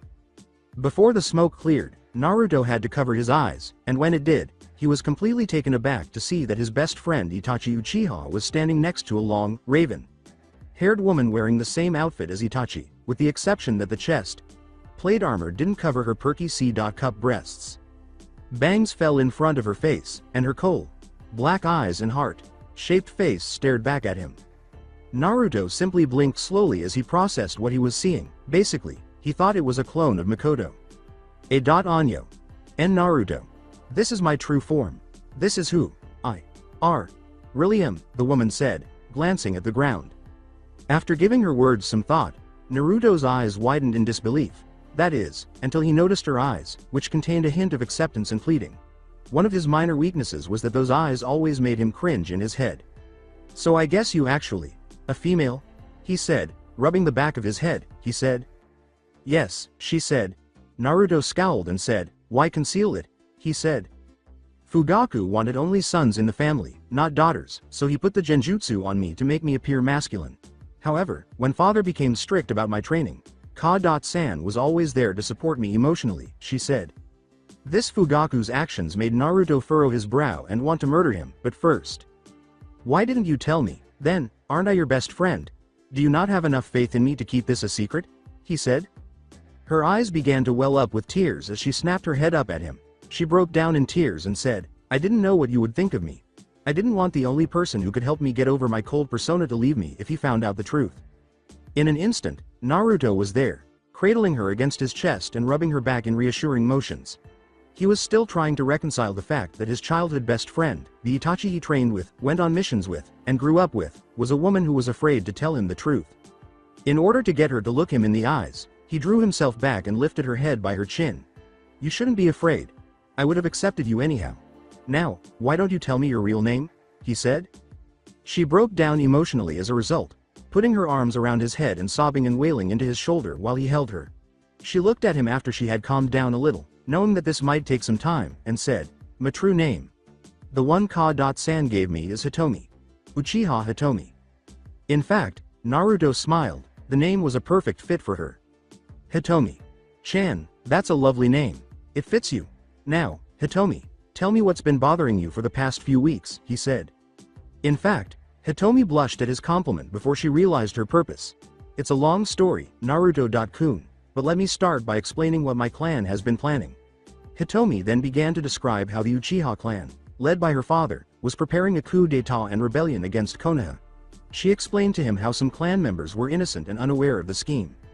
She also told him about her undercover role as a double agent for Sarutobi and the council, but she also explained that she was spying for her father in the Anbu so that she could obtain crucial information and listen in on the Hokage's meetings.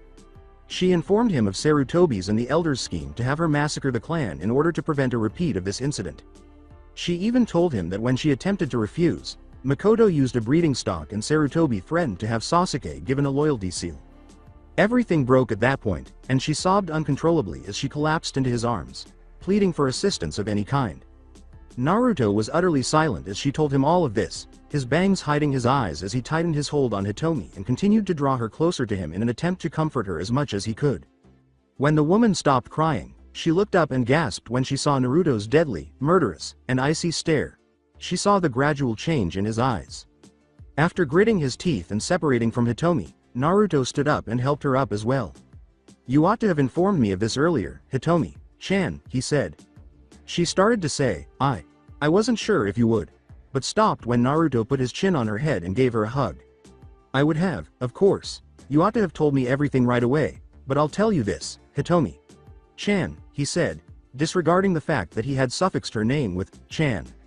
Even so, Hitomi saw and decided to file it for later. "You and I are the best of friends, and you know that I would do anything to help you. Now, you and I are going to the Uchiha clan compound to find the people who are planning this uprising, and the innocent ones will survive. I will help you. Be damned if I turn into Konoha's enemy. I hope killing your father doesn't cause you any trouble," he said. Without hesitation, she replied, "Hell no, I'd be happy to murder him," she said. Naruto nodded again before saying, "All right, I would like you to tell me who is organizing the rebellion and to put your Itachi genjutsu back on just in case." He walked up to his closet and said, "I'm going to help you lift this burden and help out your clan. Now once you have killed your father, I want you to get your mother and if possible Sasuke and take them at our squad safe house." She nodded in agreement with his strategy and was certain that the innocent would be protected at the safe house because Naruto's seal would prevent those with bad intentions from entering. She watched with interest as Naruto moved the boxes and clothing out of the way and proceeded to bite his finger, drawing blood, after opening the closet. A white glow burst from the closet, and she watched. A closet full of scrolls with kanji for various things was revealed when it faded.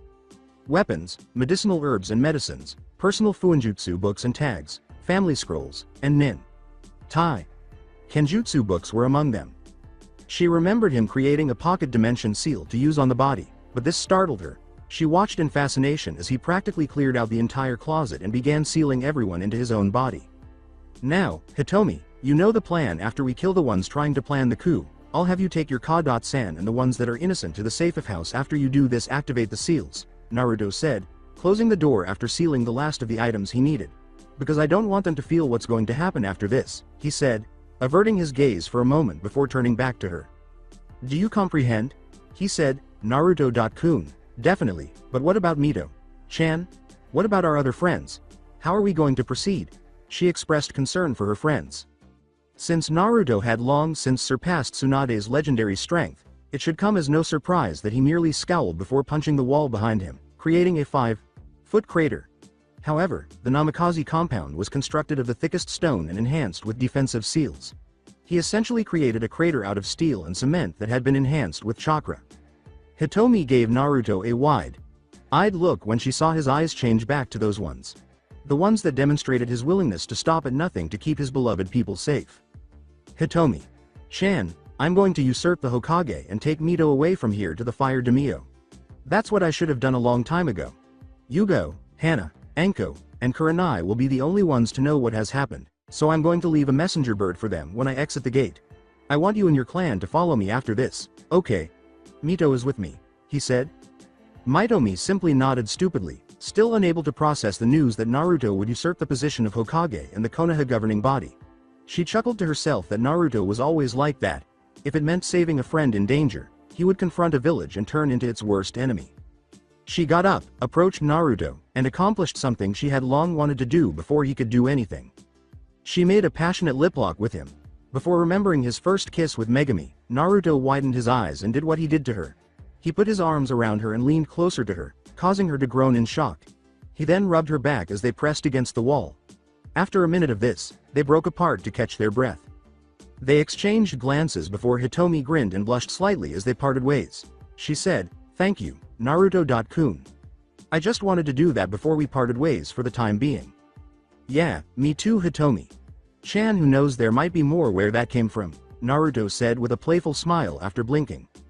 Before turning around and mumbling, "Let's go," she flushed bright red. With a sly smile, Naruto approached her from behind and gave her a back hug. "Very well, Heim, but let me reinforce some more clones to go help get my sister first," he said. After embracing her, he shushed off to the Uchiha complex's outskirts. 2 hours later, we discover Mito Uzumaki Namikaze being held by Naruto's clones as they dash through the forest to the edge of Konoha. When Mito questioned him about why he was doing his, he simply replied that they had to leave Konoha permanently and that he would give an explanation later. Itachi was causing chaos at the Uchiha clan complex, and Naruto had already broken in and was killing the traitors. Officially discovered, they were now eliminating the plotting traitors while protecting the innocent, who were led to follow Itachi's clone with the assurance that the reason would be revealed later. Before kicking a Uchiha guard into a building and dodging a kunai slash, Naruto ducked under a Kaiden jutsu and performed hand signs. After saying, "Kaiden, Maserufuri Mingudoragon, Kaiden, Dragon Flaming Missile," he blew a white flaming dragon, killing a group of Uchiha shinobi and destroying several buildings in the process. "I had it mastered a bit ago. Anyways, let's get to your house. I have a feeling something bad is happening," Naruto said, letting out a breath before glancing at Hitomi's stunned face. Itachi nodded before they sped through the abandoned or destroyed buildings. Upon hearing seeming, Naruto narrowed his eyes and hurried in, kicking the wall and locating the source while Itachi followed. When they arrived, they witnessed Fugaku attempting to stab Mikoto, who was wearing resistance seals and was doing her best to resist. Standing protectively in front of Mikoto, Naruto kicked the man through the wall as his blood boiled over and steamed between Fugaku and Mikoto. He gave Itachi a nod, and she returned the favor by going outside to confront Fugaku. He turned to face Mikoto during that time, began tearing off her protective seals, and assisted her in standing up. Naruto-kun. What's happening? With tears in her eyes, she asked, why was Fugaku trying to kill me? Naruto simply closed his eyes, gave the woman he had grown to value greatly in his life a hug, and allowed her to weep on his shoulder. He seemed to be looking in the opposite direction when he turned to see Itachi's standing over Fugaku's lifeless body. Right now, he was too busy holding Mikoto and doing his best to calm her to give it any thought. Alongside Hitomi had just used her ninjutsu to kill Fugaku when she heard noises coming from the opposite side of the room. She cursed to herself as she glanced over her shoulder and saw that it was her younger brother Sasuke. The child was confused by her presence over Fugaku's body. Ni-san, what's happening? The realization that clan has been killed and appeared on his face. Ni-san. Why? Tears streamed from his eyes as he spoke. Sasuke missed Hitomi's flinch and chose to take a different approach. She used her Itachi genjutsu to say, I was doing this to protect those precious to me Sasuke. After staring at his Ni-san's form, in bewilderment, Sasuke watched as Hitomi's eyes closed and then opened to reveal her Sharingan. Though she was aware of the dangers involved, Hitomi thought she might be able to assist her younger brother in this way, prior to Konoha corrupting him. Before Sharingan transformed into a three-pronged shuriken, she said, "I'm sorry, Sasuke, but I have to go now. As for why I did this, it's like I said, it was because I wanted to protect those important to me. That included you as well. Goodbye, baby brother." When Sasuke fell unconscious with a gift from his Ni-san to covertly protect him later, she said, "Mangekyo, Tsukiyomi." Alongside Naruto, "Makoto-san, we need you to leave. I promise that everything will be explained soon. However, there is something rotten happening in Konoha, and I intend to find out, so please do me a favor and follow Itachi when he asks you to," he said, pulling away from her. He then began to leave through the hole in the wall. After saving her life, Makoto watched her personal friend and her best friend's son leave. After calming down, she watched Itachi return with a dejected frown. "It's time to leave, Ka-san, but first," he puts his hand in a tiger seal and says, "Kai," before shockingly transforming back into her true form, which made Makoto smile broadly.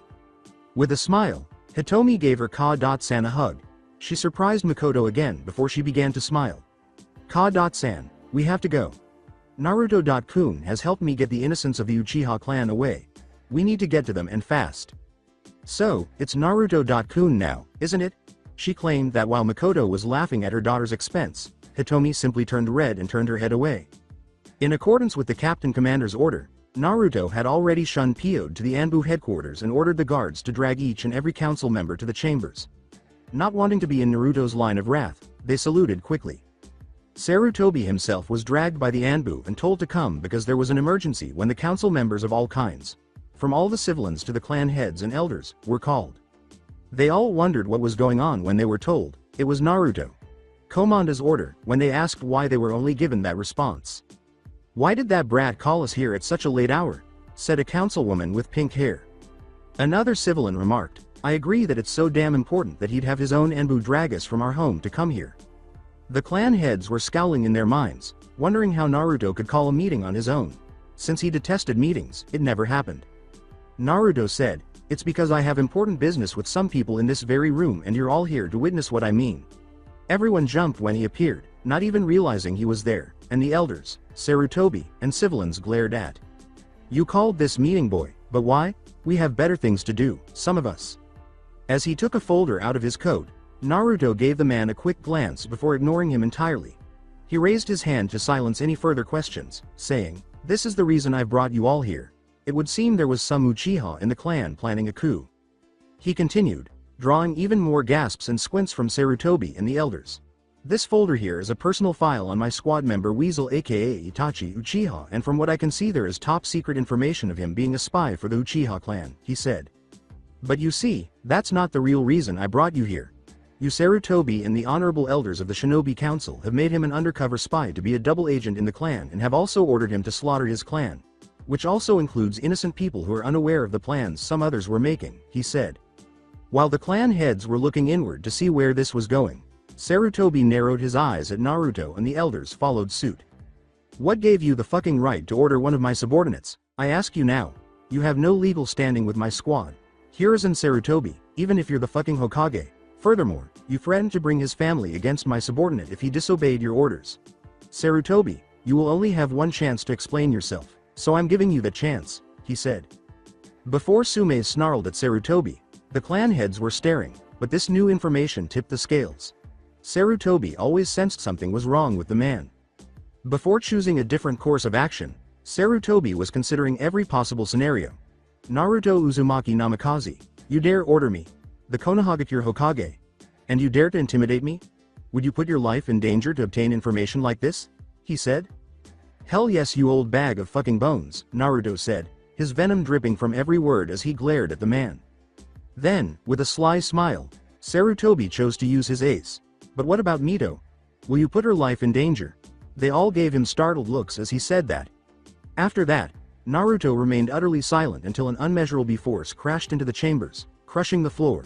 The clan heads put up more of a fight, but they had to keep their desks from collapsing to their knees.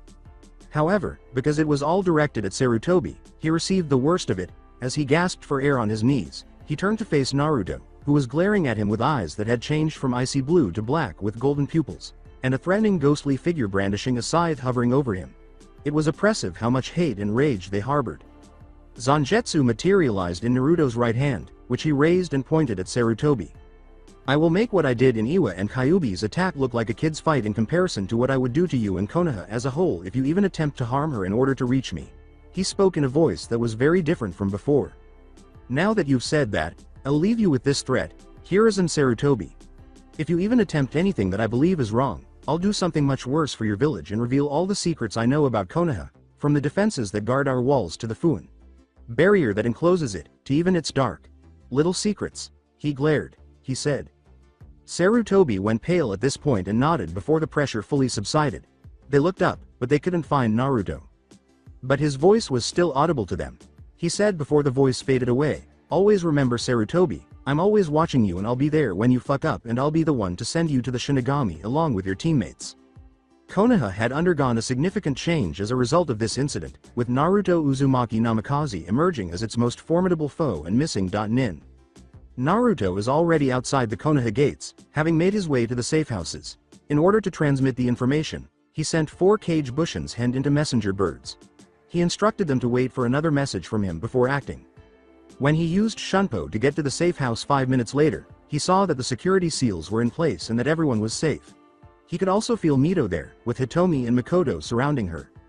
With a sigh, he approached the doors and used a blood seal to open the security seals without setting off the alarm. Mitomi must have explained while he was out because when he entered, he locked it back and turned around to see the Uchiha survivors staring at him with understanding eyes. As he ascended the stairs to speak with Hitomi and Makoto and to see how Mito was doing, he gave them a nod. He noticed some Uchiha shinobi who weren't part of the traitors guarding the door when he reached the 2nd floor. However, they saluted him when they saw him and then opened the door. He gave them a smile before entering, and the doors behind him clicked shut. He was knocked back a few steps after being tackled by a red missile once he was inside. He smirked as he looked down to see Mito grinning at him, then turned to see Makoto grinning at him and Hitomi in her actual form. With a smile in return, he lifted Mito and placed her on his shoulder, but she remained motionless. With a sigh, he placed her in a bridal carry and held her close to his chest. Mito was always clinging to Naruto, who rolled his eyes and smiled softly. He continued to walk while Mito embraced him and said, I assume you informed the others about the situation? He pointed to Hitomi as he spoke. Yeah, but it was surprising when a few said they had suspected something, but couldn't get any real evidence, said the now revealed female Uchiha heir, grinning. And have you told about anything else? Pointing to Mito, he said.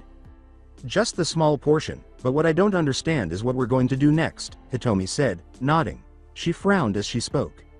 As Naruto walked to the window overlooking the Fire Country forests, Nato simply smiled and said, I have an idea, just have the survivors get ready, we're leaving in about 10 minutes. He did this while moving Mito so her head rested in the crook of his neck. After giving a nod, Hitomi went outside to speak to the survivors about their next course of action. However, Makoto remained and approached him while grinning softly at him. You know Naruto-kun, and it's amazing how much you resemble your parents, she said. Naruto grinned and said, hey, yeah, but to be honest, I think I followed To-san more. Ka-san gave me the short fuse. He frowned and said, especially when it comes to council meetings. I can see you got your father's physical appearance and skills, Makoto said with a hint of humor, laughing. True, Kushina wasn't one for politics, but could make them shut up when they needed to. Naruto simply smiled and said, yeah, but I think Mito-chan here is just like mom in everything from the tomboyish attitude to the talent in Fuinjutsu. His eyes gently landed on Mito, and he patted her head, making the young girl cuddle closer to him. At the scene, Makoto grinned and blinked. Naruto-kun, you truly adore her, don't you? She said. Naruto simply gave Makoto a gentle glance. He finished his statement quietly, but Makoto heard it before she could question him. Yes, I love her more than anyone could imagine and would protect her to my dying breath just like you, Hitomi, Kyofu, and all my other precious people. That was the promise I made when I died, he said. Everyone is prepared. It's time to leave, Naruto-kun, she said. With Makoto giving him a strange look and still unable to shake what he had said, Naruto simply turned around, nodded, and walked to the door. She was now aware that Naruto was more complex than she or anyone else had previously realized. She then made the decision to learn more about his meaning later. Before remembering anything, Naruto left the room and turned to face Hitomi. Hitomi-chan, where is Sasuke? He asked, he said. Hitomi simply closed her eyes and said, I made the decision to leave Sasuke behind. I told Ka-san about it, and he agreed. I have a plan that has a 50-50 chance of succeeding in the future. We'll have to wait until then, she said. After closing his eyes and remembering Sasuke as a child, Naruto made the decision to watch over him to make sure he was alright. Very well, he said, opening his eyes. As your still acting commander, I will watch Sasuke in case he gets into trouble or decides to go in a different direction. He smiled and said, I'll straighten him out for you. Makoto and Hitomi both widened their eyes at this, then grinned and nodded. Naruto.kun, arigato. They both spoke simultaneously, which was amusing because they appeared to be exact replicas of each other. Naruto simply waved them away with a smile. He walked out the door with the two following him, saying, It's okay, but right now we have to get moving. Makoto was unsure of their destination. Where, Naruto.kun, are we going? She said, and Hitomi arched an eyebrow, wanting to know too, but more interested in how her mother was yelling his name so lovingly. Where we are going is the one place I know you all will be safe. It's the one place Konoha can't touch you, Naruto said, holding Mito as he continued to walk. Naruto declared, We're heading to Hai-Shi, the capital city of Hai-no Kuni, which is in the center of Fire Country. They gasped at this. Were they heading to the city of the Fire Daimyo? That's the same location that existed before Konoha? Although they had visited the neighborhood on missions, they had never been inside the city. In some way, Naruto was aware of their thoughts. Don't worry, we'll be allowed entry.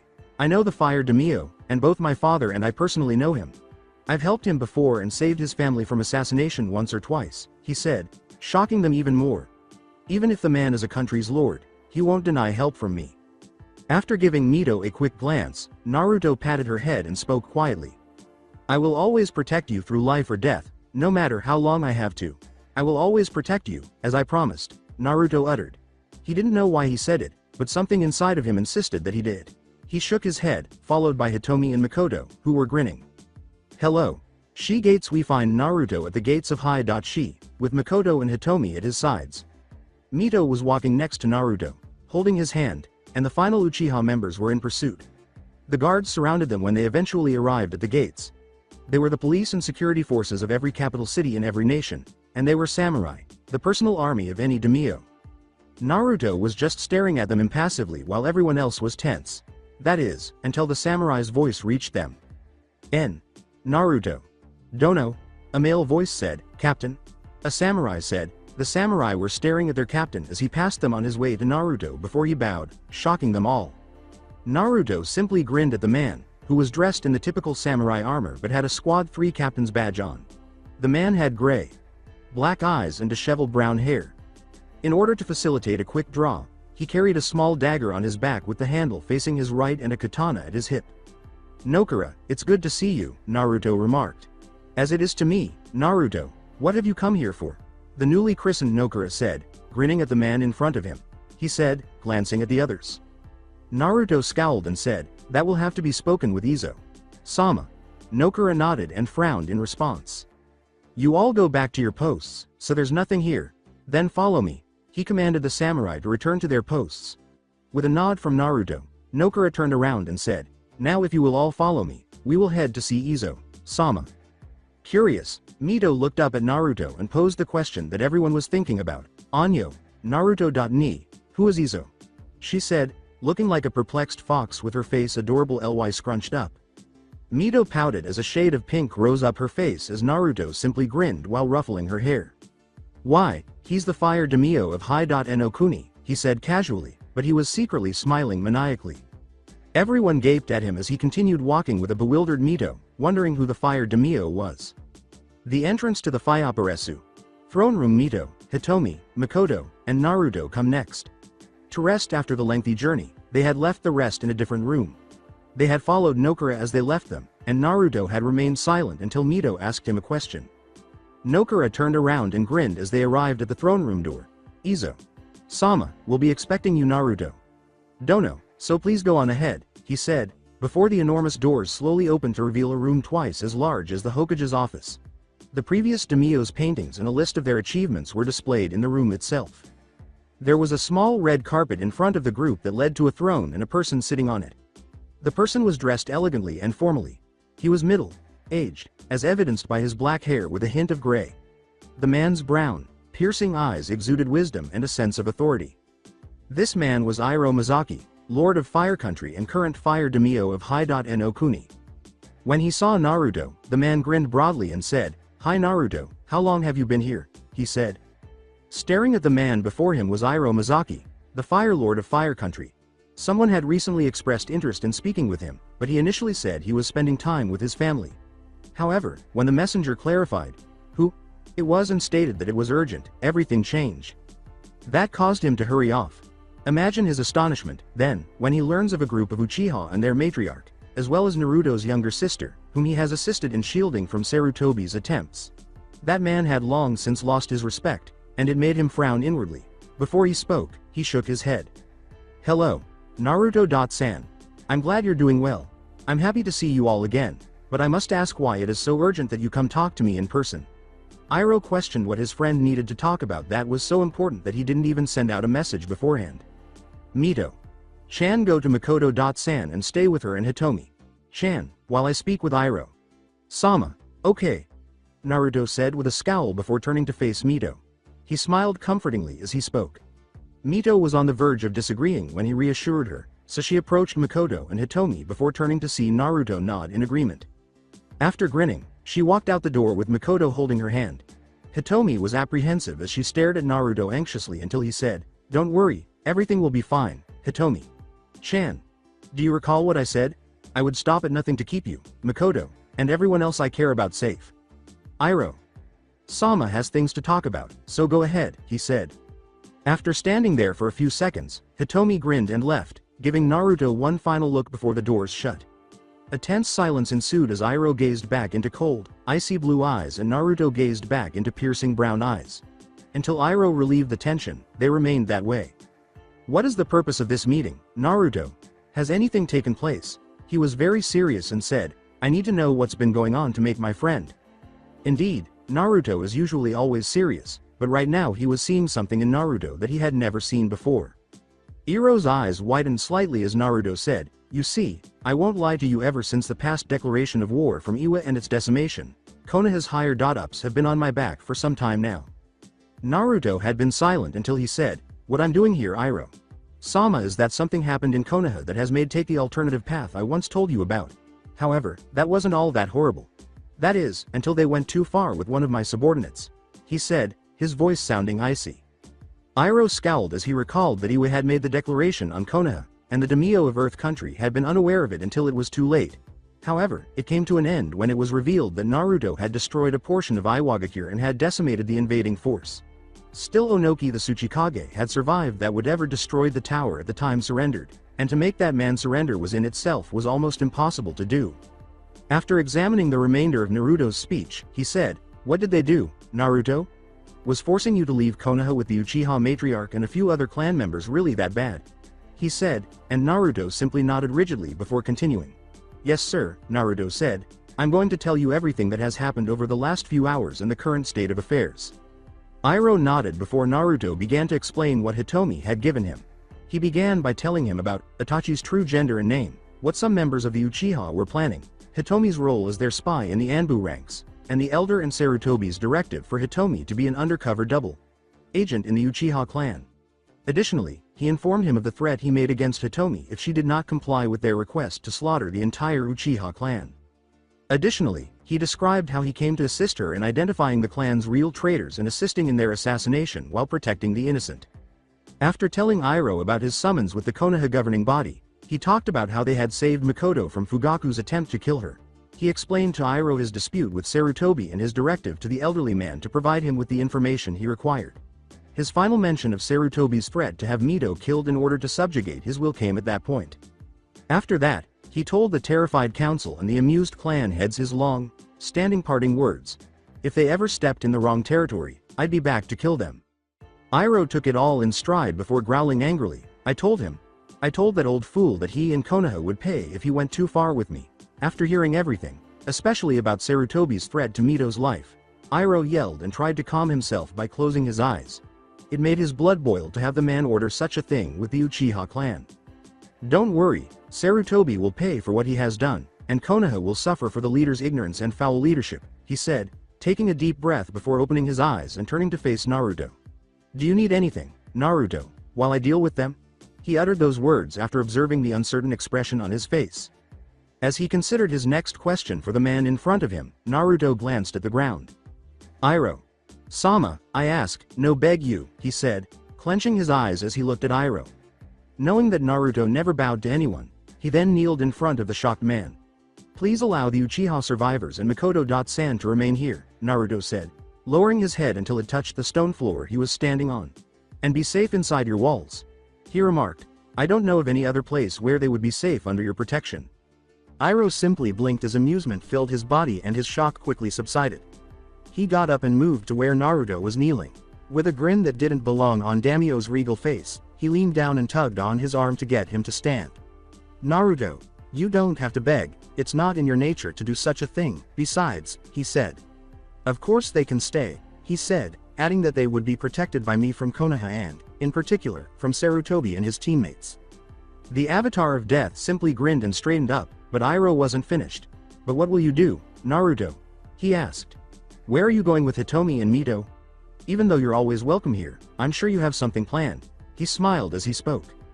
I know of one place where me and Mito will be welcomed, and that place is Kumo. The current Raikage was friends with my parents and would be the perfect place to help train Mito and myself, he said in an unexpected way.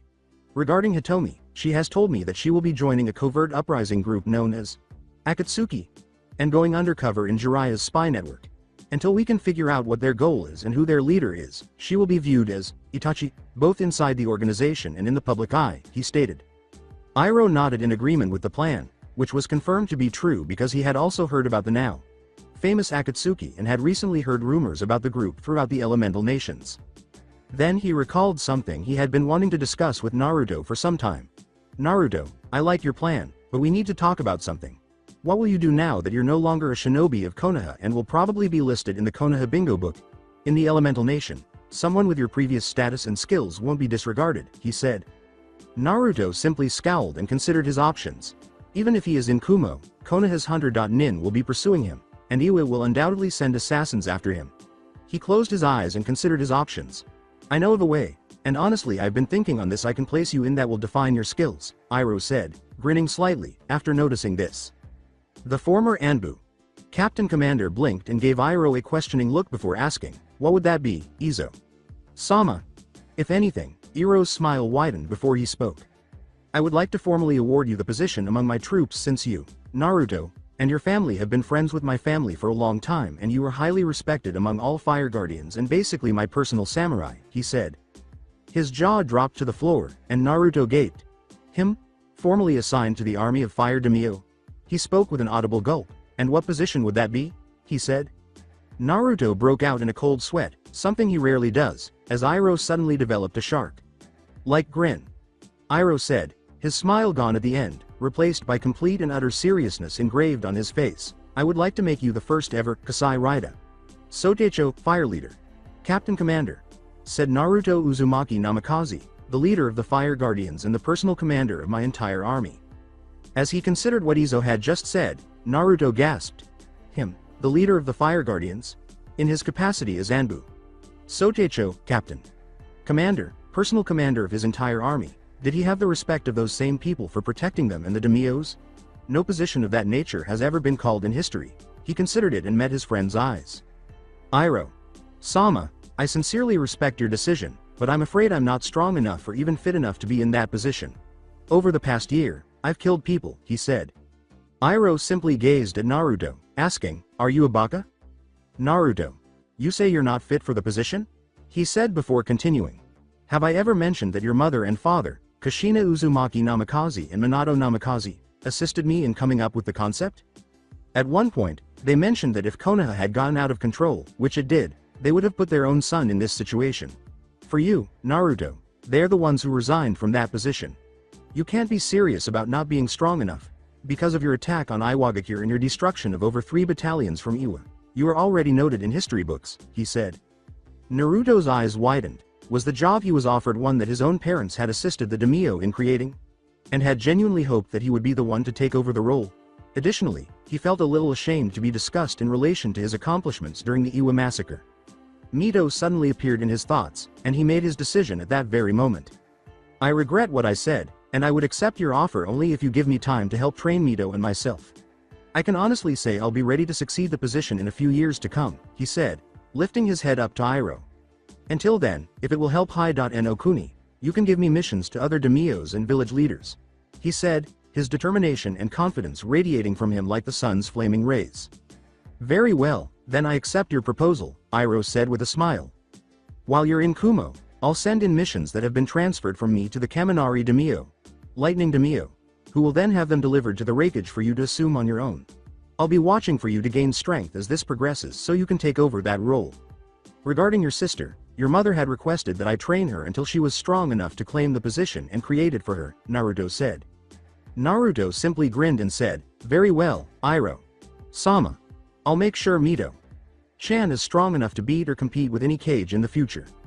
As for me, I swear I'll get stronger so I can honor my parents, assume the role they helped create, and defend the people who are important to me, Naruto said, his eyes telling Iroh that he was speaking the truth and that he would follow through on his words. All right, he said, but Naruto nodded. As promised, I'll have the Uchiha survivors and Makoto Uchiha placed under protection and able to establish their clan inside my walls so they won't have to worry about the threats outside. With a professional tone, he said, yes, thank you again, Iroh. Sama, now by your leave. Iroh nodded and continued, you're dismissed. And Naruto. Be careful out there, don't want my finest warrior dying out there, said Fire Daimyo, as Naruto glanced over his shoulder to see Iroh grinning at him. The door closed behind the secret avatar, who simply nodded and grinned before leaving. Iroh considered the future as he watched him go. Even with his new duty, I can already tell that the boy will play a significant role in the future. He will be the one to help transform this war-torn world into a peaceful one. As he and Mito mature and gain strength and wisdom, they will both become legendary. All I can do is hope to be present when it occurs. Iroh Mizaki then departed to get ready to punish Konoha for their actions and demonstrate to them who actually controls Fire Country. Alongside Naruto, the guard informed Naruto that they were escorted to the room with the survivors after he left the throne room. Consequently, he shun-po'd to inform the others of the news. After the lengthy drive from Konoha, he opened the doors to find the residents of Uchiha sleeping. He noticed Mito dozing on a handmade futon while Hitomi and Makoto were nearby. He approached them and then announced his arrival. Hi, Makoto, Chan and Hitomi. Chan. He added Chan to Makoto's name, but he ignored it and said, just got done talking with Daimyo, Sama. Despite the fact that Makoto noticed and that Hitomi filed it for later. How did it go? Wanting to know what would happen to her Ka-san and the rest of her clan, Hitomi said. After grinning, Naruto said, I have gained your clan's entrance and are able to live within the city's walls. Additionally, the clan is under the protection of the Daimyo, included with all of his personal samurai and fire guardians. Hitomi, Makoto, and a few onlookers who were listening to the conversation gave him a startled look. Really? Will we be able to live here without having to worry about the dangers of Konoha and the outside world? Makoto said with tears in her eyes. Naruto simply nodded before Makoto, who was quite happy, drew him into an embrace. He noticed that Hitomi had shed a tear, indicating that she had not anticipated this to actually occur. He smiled in his head because he was always able to accomplish the impossible. Hitomi recalled the events in Konoha at that point. What about Konoha? I'm pretty sure they try something even with Daimyo protecting them, she said, but she was interrupted when Naruto flashed a shark-like grin, which made the two of them uneasy. Ho, you don't have to be concerned about them. Before he laughed in a chilly and menacing manner, he stated, Daimyo.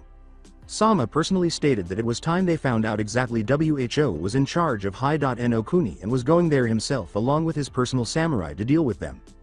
Both of them gasped. Was Daimyo himself on his way to Konoha?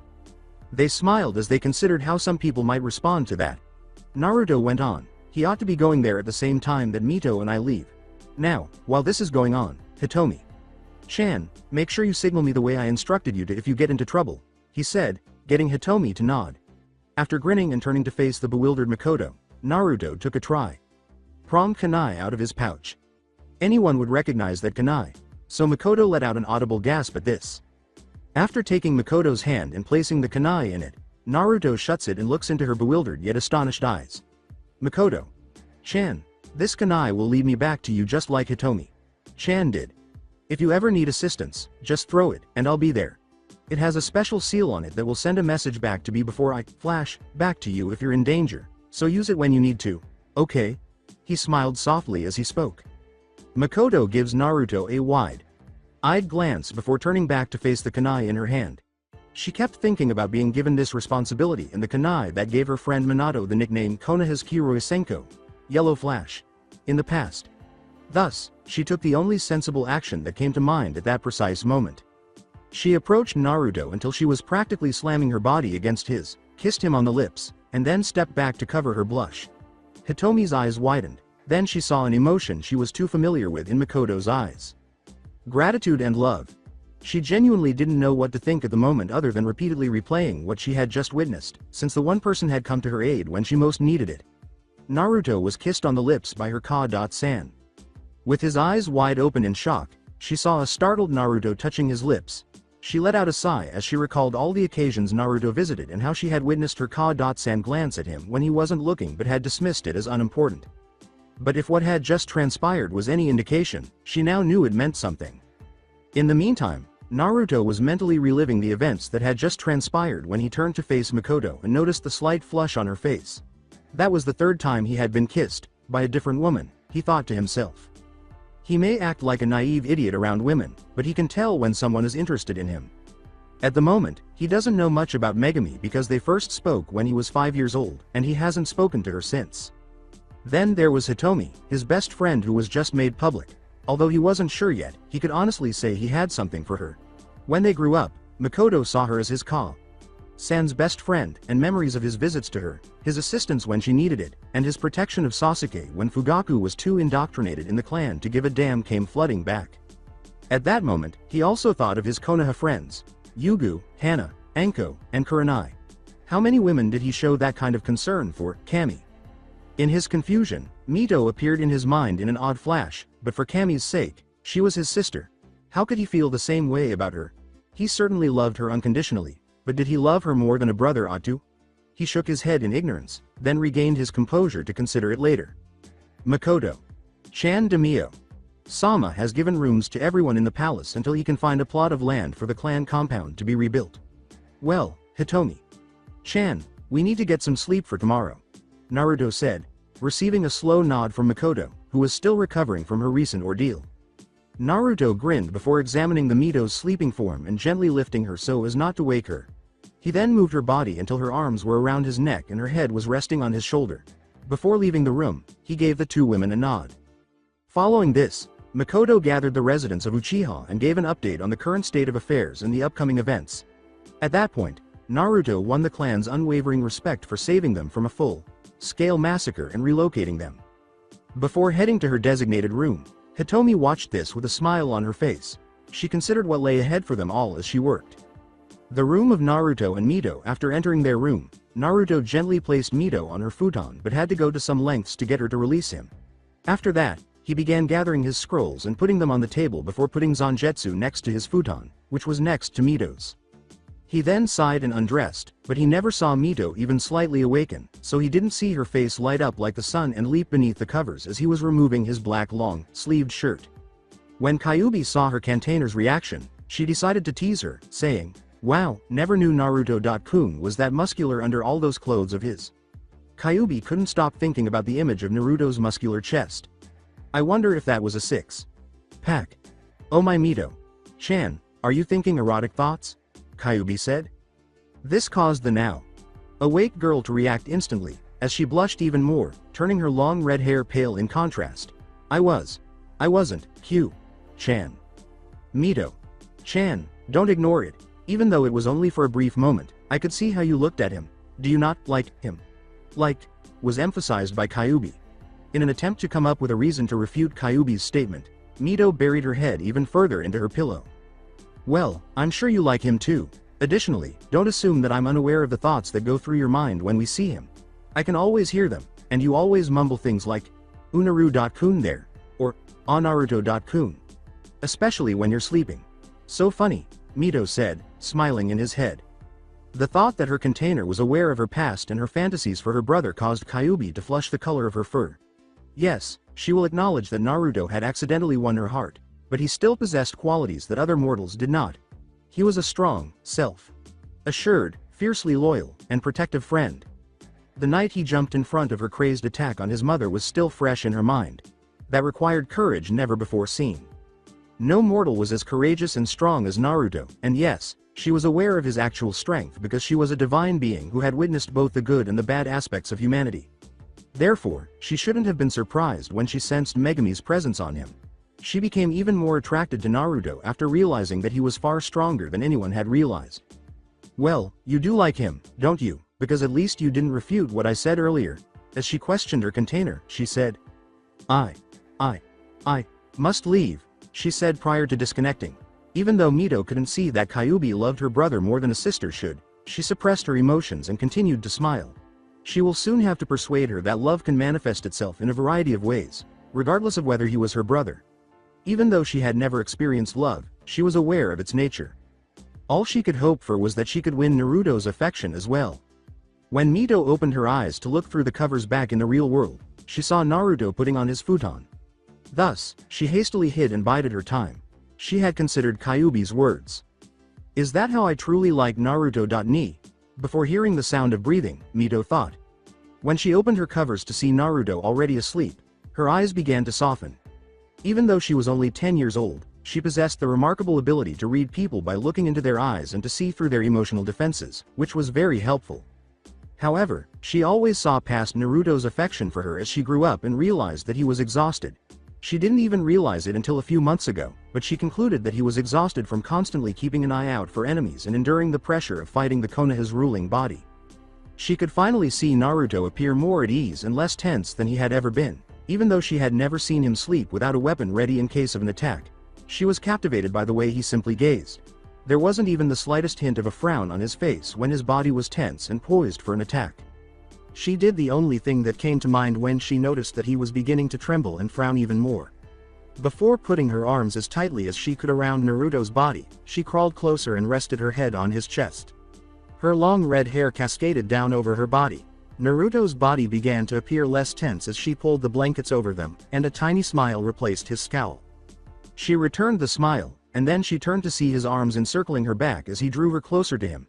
She accepted this and leaned into the bend of his neck, calming him with calming words. His trembling completely stopped and he felt completely relaxed, so it appeared to be effective. She could also feel his heartbeat slow to normal. She embraced the warmth of her knee, Naruto's body, and grinned. However, Kyuubi was also secretly. She would be unaware that Naruto secretly cherished the sensation of warmth covering his body like a blanket, erasing the nightmares stemming from his sins. For the rest of their lives, these two would be the only ones to share this scene, which no one would ever know about. When morning finally arrived, Zangetsu secretly found it amusing that Naruto was opening his eyes only to mentally screw them shut while cursing the sun. He tried to get up after he had gotten used to the sun and blinked the fatigue from his eyes, only to have his body feel heavy. He saw a red-haired body on his own and quickly looked down. He followed the hair until he saw Mito's sleeping face on his shoulder. When the nightmares returned, he blinked and then recalled the weird warmth that enveloped his body. He gave her a soft smile and then planted a kiss on her forehead. She clearly understood Ka-san's love for ramen because she was dreaming about it. He began to shake her gently, but when he stopped to see if it was effective in waking her, all he got was a, my ramen. He grinned. He therefore anticipated that she would bring up ramen when he gave her another shake. You can only imagine how shocked and surprised he was when she said something completely different. She muttered, Naruto-kun. Let me sleep a little longer. This caused Naruto to recoil. Naruto-kun. When did he turn into that? Where is Naruto.ni now? Or ni.san? He felt something over his face before he could think about it, and when he opened his eyes from his thoughts, he saw Mito's face just an inch away from his own. He barely had time to mutter a gasp before Mito's mouth met his. For what seemed like an eternity, he remained motionless, but it was only a matter of seconds before he subtly concealed his panic and lifted Mito's body and placed her in bed. Before heading to the shower, he hastily got up and retrieved a scroll containing the kanji for clothes. He never noticed the enormous flush on Mito's face when she recalled what she had just done, or the tiny openings in her eyes. I just gave Naruto-kun a kiss, sweet Kami. She woke up her tenant by mentally screaming, which would have made things worse for the poor redhead. What is this?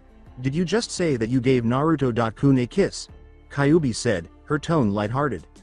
As Kyuubi repeatedly displayed the memory of what she had just done, Mito went completely crazy and then blushed uncontrollably.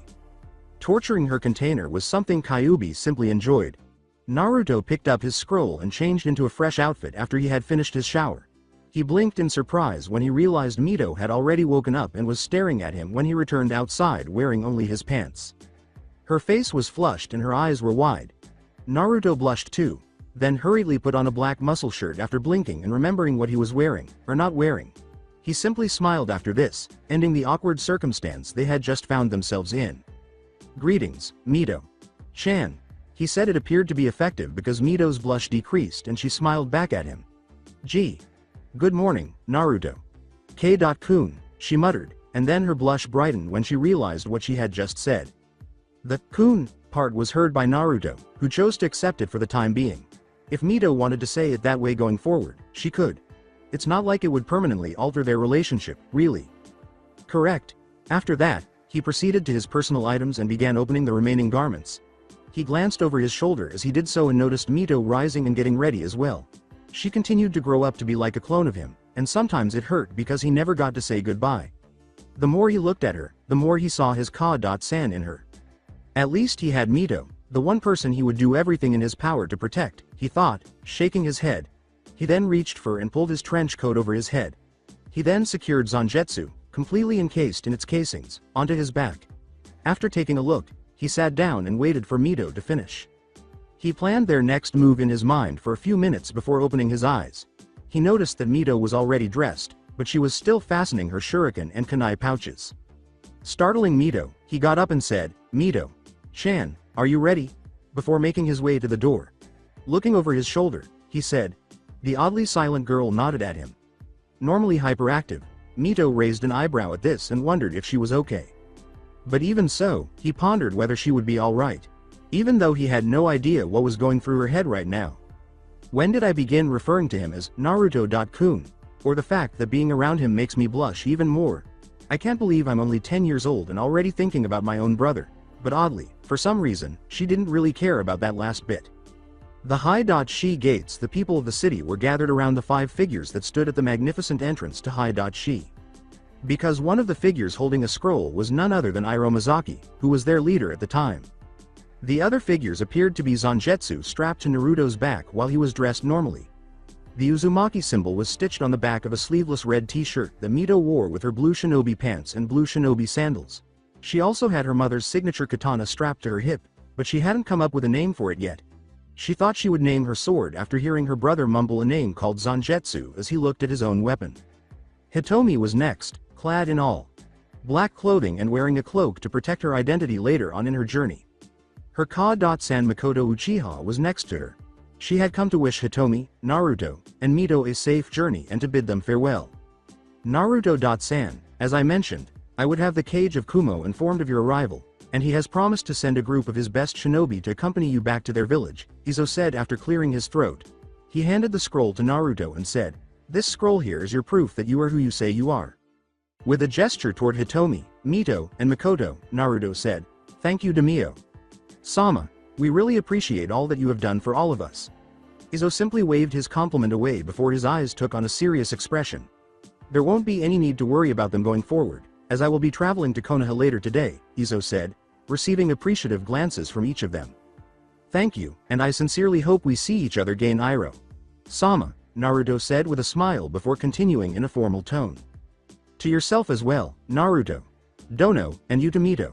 "Dono," he said, causing Mito, who wasn't used to this kind of thing, to blush slightly in embarrassment and hide behind Naruto's leg.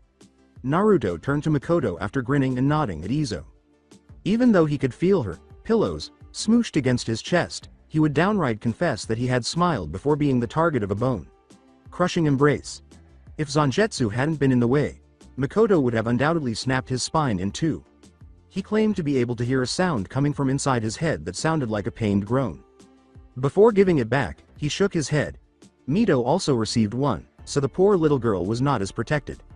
After this, Makoto unexpectedly gave him a cheek kiss before whispering some words in his ear. After saying, "Be careful, Naruto-kun, and guard that little angel of yours," she retreated. Even so, they were blind to the glint of jealousy that lit up Mito's eyes. Naruto simply smiled cheekily before massaging his head in a way that was eerily reminiscent of a certain redhead.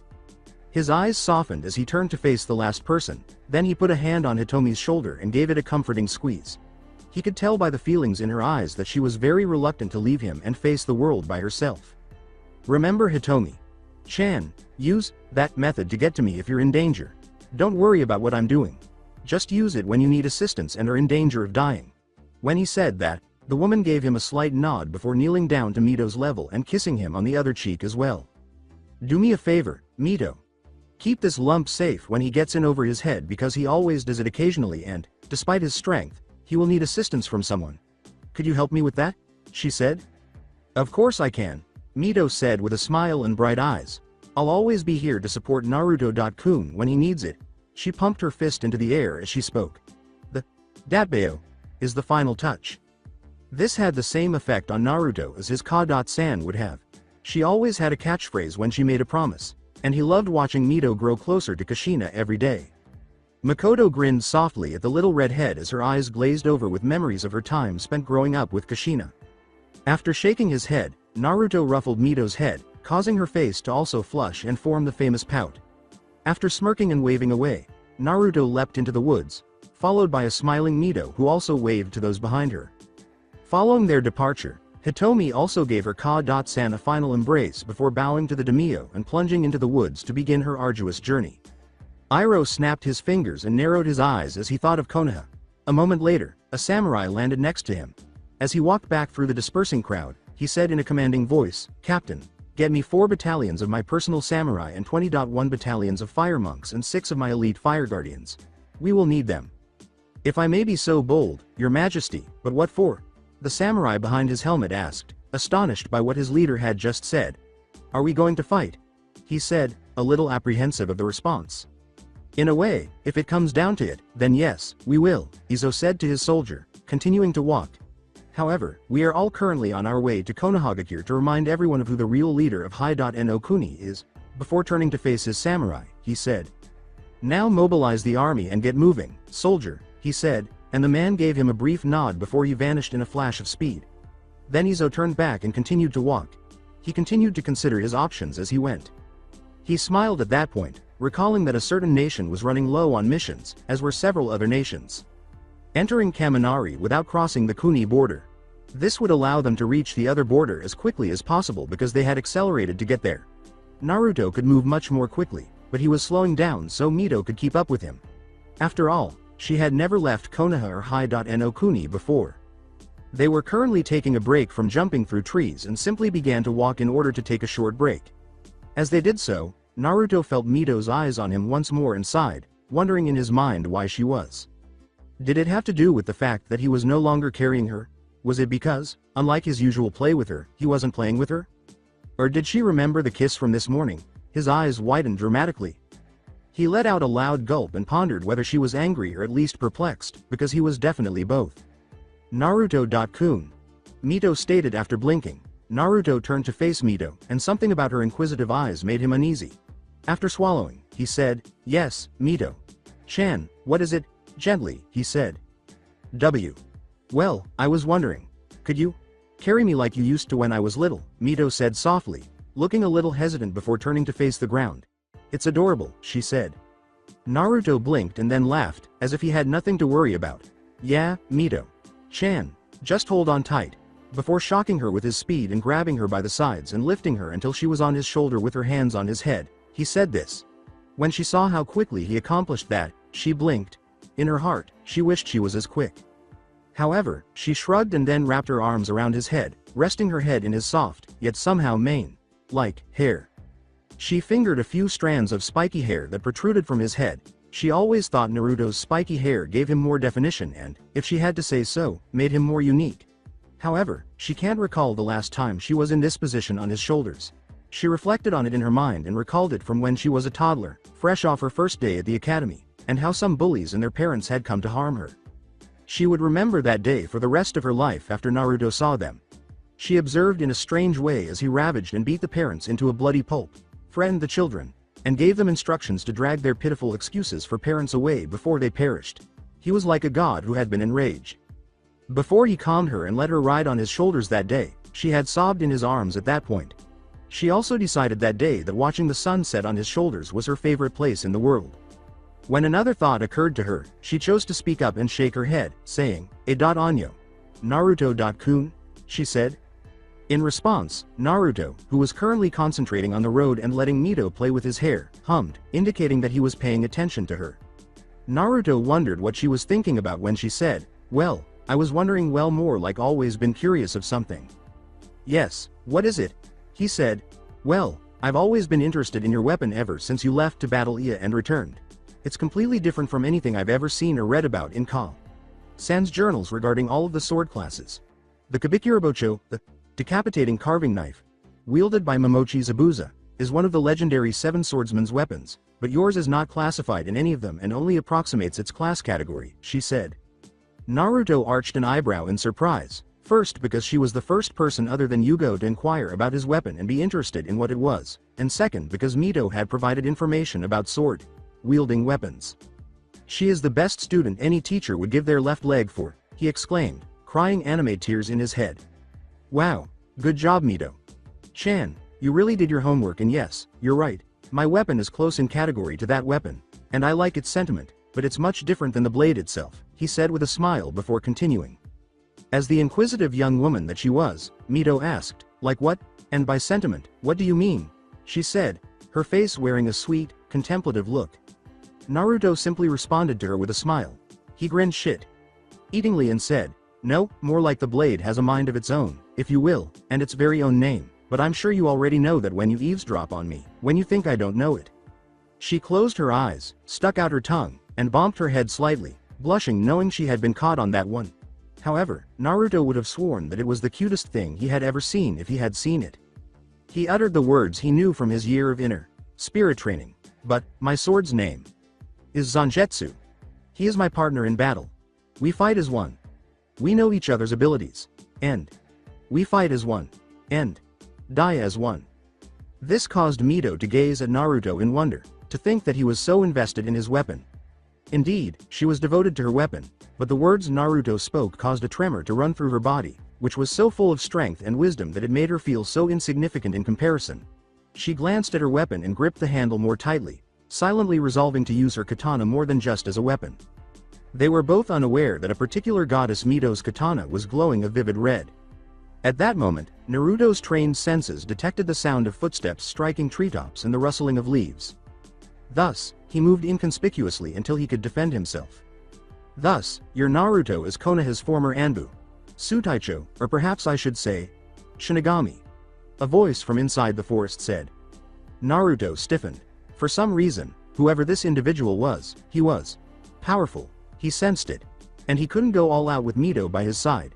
After all the training he had put her through, he could feel her body trembling and he knew she was afraid because this was the first time she had ever been in a situation like this. He calmed his breathing and relaxed himself. At that moment, the itch in the back of his mind became much more intense than it usually was. As he searched the area for the enemy, he painfully grasped his head. Then, just before he drew Zangetsu, he caught a glimpse of movement. Clang. The ground cracked under the pressure, sparks flying as steel met steel. After leaping back from his position, Naruto turned to check on Mito. His mind snapped to attention to stop this quickly when he noticed her trembling. Wasn't he shocked to see his opponent when he turned around? A man wearing a strikingly similar outfit to the one he wore when he first appeared as Megumi's avatar. He noticed that the man's clothes were more of the opposite of his overall appearance. They were black on the inside and white on the outside. He paired his waraji with black socks as well. He then turns to face the man, but what he sees on the left side of his head is a white helmet. It had strangely shaped grooves running down the bottom and what appeared to be a horn. He saw green eyes with slit pupils when he looked into the man's eyes. The man didn't appear ill at all, despite the fact that he had deathly pale skin. Hell, the man's face was completely expressionless. At that moment, he noticed the teal lines descending from his eyes. He also had a thin, muscular frame and untidy black hair. He turned to see the man brandishing what appeared to be a katana. It had a green handle and a white guard, and it was about the standard length of a katana. He could sense the power emanating from both this strange man and his katana, but he knew better than to judge a book by its cover. With caution, he revealed his Zanpakuto. Now, pardon me, but who are you, and what do you want with me? Naruto said, his tone a little sharp. Why I'm here isn't important, for you will not survive till today, the man said, observing him with indifference before closing his eyes and vanishing, leaving behind a static. Mito would have been slashed by that man's attack if Naruto hadn't had a moment to reflexively shunpo. He knew he had to end this quickly after glancing at Mito's now shaking body. His eyes turned a vivid blue, and he glared at the man. Since he hadn't fought well in a while, Zangetsu began to shake in his hands. After that, he opened his senses and was relieved to feel 4 powerful chakra signatures approaching him. They weren't as powerful as his, but the last one had more reserves than anyone else save Mito. When he had to dodge the man's attack once more, he interrupted his thoughts and placed Zangetsu in front of him to block another attack. However, the man's strength alone was augmented by the pressure from his swing, created a crater where he stood, and Naruto shuddered, using all of his strength to push the man away before he swung at him, which appeared to be a blur at normal speed. The man, however, merely bowed his back to avoid the swing, as if it were happening in slow motion. Now that Mito was with him, Naruto could not fight at his best because she would be injured. He was frowning. He looked at the man as he slightly lowered Zangetsu, still prepared to defend again, and prayed that those chakra signatures were who he believed them to be. At the very least, tell me your name. I can still hear Mito's trembling body whimpering, Naruto uttered. My name. I don't see how it is important to someone who is about to die, but I shall at least give you that much information before I strike you down. My name is Ulquiorra Cipher, and I am the person that will end your existence from this world, the man said, closing his eyes once more as if he were lost in thought. As his Ryotsu began to emanate from him, Naruto simply narrowed his eyes, creating a protective field around Mito and telling the shinobi to move quickly. Very well, my name is Naruto Uzumaki Namikaze, and I doubt you will kill me, he growled as he turned to face the recently unveiled Ulquiorra in the hopes of buying some time. The realm of Kami Megami was frowning at her avatar's situation. She honestly didn't think they would find him so quickly, and she knew at the moment that Naruto wasn't capable of handling this individual. At least not with Mito by his side. Since Mito was with Naruto, she knew he was holding back much more because this was a fight between beings that were no longer from that realm. She noticed that Kami was frowning at Naruto's situation when she turned to face her. She was aware of this man's identity and background. The man was one of several who worked for that individual. The person who believes he can enter the realm of God and goddesses. The idiot. He'll get his in due time. She shook her head at the thoughts and turned to watch the battle again, seeing Naruto reacting as quickly as he could while containing the man. She understood why he was buying time. At the very least, the Kumo shinobi assigned to transport them to Kumo would be able to remove Mito from danger. The real fight would start at that point. Naruto is back. Ulquiorra simply shook his head and then materialized next to Naruto, who had his sword down. In a swift move, Naruto raised Zangetsu and deflected the blow, then thrust his left hand into the man's stomach, releasing a surge of spiritual energy as he yelled, Hado number 1. He said, Show, thrust, sending Ulquiorra flying back a few feet and colliding with a few trees. When Naruto hurried to check on Mito, he discovered that she was terrified and in a state of fear brought on by shock. He jolted her out of her daze so she could see Naruto's face. He spoke softly and seriously so as not to worry her. I know I've always advised against using it unless absolutely required, but Mito-chan, I sense the Kumo shinobi approaching, and I need you to use Kyuubi's chakra and all of your speed to reach their location while I battle this man. Are you able to do this? He said. Mito was about to respond when she noticed Ulquiorra standing behind Naruto. Her eyes widened as the man slashed down at Naruto's body with his katana. She watched in a flash of steel as she was about to yell for him to move aside. Naruto used Zangetsu to stop the attack. He glanced back at her, but as soon as he saw 4 figures leap from the trees, he let out a sigh of relief. Acting swiftly, he seizes Mito and her katana before shocking everyone by appearing in front of the group. He glances at them all quickly and notices that the youngest of them is a boy with short, spiky white hair. He had dark eyes with upward, curving lines and dark skin. A black Kumogakure headband tied around his forehead completes his dark Kumo ninja outfit, which includes an overlong shirt with a hood, red bandage arm guards, and Kumogakure shin guards. The next was a red-haired woman with spiky hair that reached her shoulders. She had piercing amber eyes and dark skin as well. Her ninja outfit consisted of a long, short-sleeved dress, the Kumogakure flak jacket, 2 basic earrings, white-soled boots, and, finally, her Kumogakure headband worn like a bandana completed the ensemble. In addition, she had a long sword fastened to her back. The next was a tall woman who was nearly as tall as he was. She had short blonde hair that was cut asymmetrically, so that the front was longer than the back, blue eyes that were nearly the same color as his, and a body that rivaled Tsunade of the Sennin. She appeared to have a sword strapped horizontally to her lower back in addition to wearing a very low dot-cut outfit with mesh armor underneath, a short skirt, red hand guards, high boots, and what looks to be a modified Kumogakure flak jacket that only covers her stomach. The last individual was a woman with long, light, blonde hair that reached her lower back and was tied in a large ponytail. In addition to wearing the traditional Kumo Anbu uniform, which included tight, fitting black pants and a shirt, she had a Kumogakure headband tied around her forehead. She also wore purple gloves without fingers and had a kunai punch on her left thigh. After swiftly finishing his analysis of them, Naruto pulled out the scroll that Izo had given him and said, "Look, I understand why you're here, and I can honestly say I'm so relieved you are. Please take Mito with you from a distance that will allow this scroll to identify me and her as the ones you are supposed to meet up with. Go now, I don't have time to explain." With trembling hands, he placed Mito in the long, blonde's arms and gave the scroll to the short, blonde. Then he gave them a glare that would freeze hell itself, he said. "And give your life to keep her safe." He said that before spinning around to deflect a blow that would have cut him in half. It saddened and broke him that he left her with them, but he trusted the Raikage's subordinates to protect her, so he swiftly roundhouse kicked the man and ran after him, ignoring Mito's frantic and anxious cries. Furthermore, he didn't want her to witness him fight, which he was about to do. While Mito struggled in the grip of the long, blonde woman who appeared to be deeply contemplating something, the Kumo shinobi simply stood motionless in shock. The dark-skinned boy looked anxiously at Naruto's position before turning to face his astonished teammates and saying, "Was T. that?" Yes, without a doubt, that was the same man who left Konoha and was listed as a missing nin in their book. He was also one of the world's most dangerous shinobi. I now understand why Raikage-sama took this secure and retrieve mission so seriously, Samui said. Karui didn't even see the man block the mysterious attacker's strike. She just kept her eyes on the area where the man had leapt off. However, whoever it was to worry an ex Anbu Sotecho must be a strong individual. If only she were aware of her correctness. Yugito had a mental dialogue with her tenant in her head. "Nibi, something is off. I feel like a different energy is being used here. Do you know what it is?" She questioned the strangely quiet Nibi. Since her abilities were linked to the goddess of death Megami, said Tailed Biju was replaying what she had just witnessed and knew firsthand that the man they had just seen was someone she had blessed in some way. She simply didn't know what. She gave a straightforward response to Yugito's query. The Nibi concluded with her customary purr, saying, "Just watch kitten, if I'm right about my assumption, you're about to see something amazing and completely out of this world." Yugito blinked in surprise at this. Was that man truly that strong? "Yes, kitten, he is much more than he appears to be. Hell, the one you are holding is nothing more than a child, but I can smell my big sister Kyubi in her," she said, seemingly reading her mind.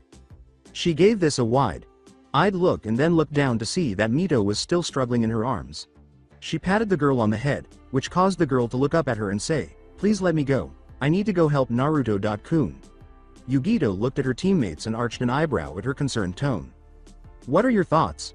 Should we move aside and let him deal with it, or should we go help him?" The others exchanged glances before Samui made a decision, she said.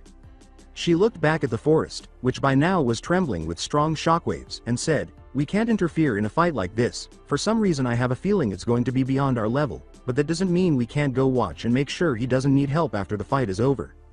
Karui and Omoi exchanged glances, shrugged, and then nodded as well. With a hint of excitement in her voice, Yugito said, "Very well, then let's go and see if the truth of this man's strength is what's said to be true." When Nibi realized this, she giggled twistedly.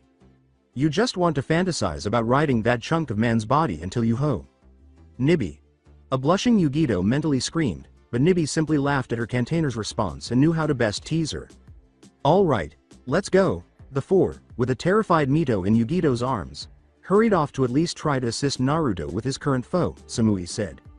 Ulquiorra and Naruto 10 minutes ago the man was standing there, seemingly unaffected by the last blow, dusting off his clothes when Naruto suddenly materialized. Before he appeared behind the somewhat shocked Ulquiorra, Naruto scowled and said, "I don't know what you have against me, but you have asked for a fight you certainly will not want again. That is, if you survive this first encounter."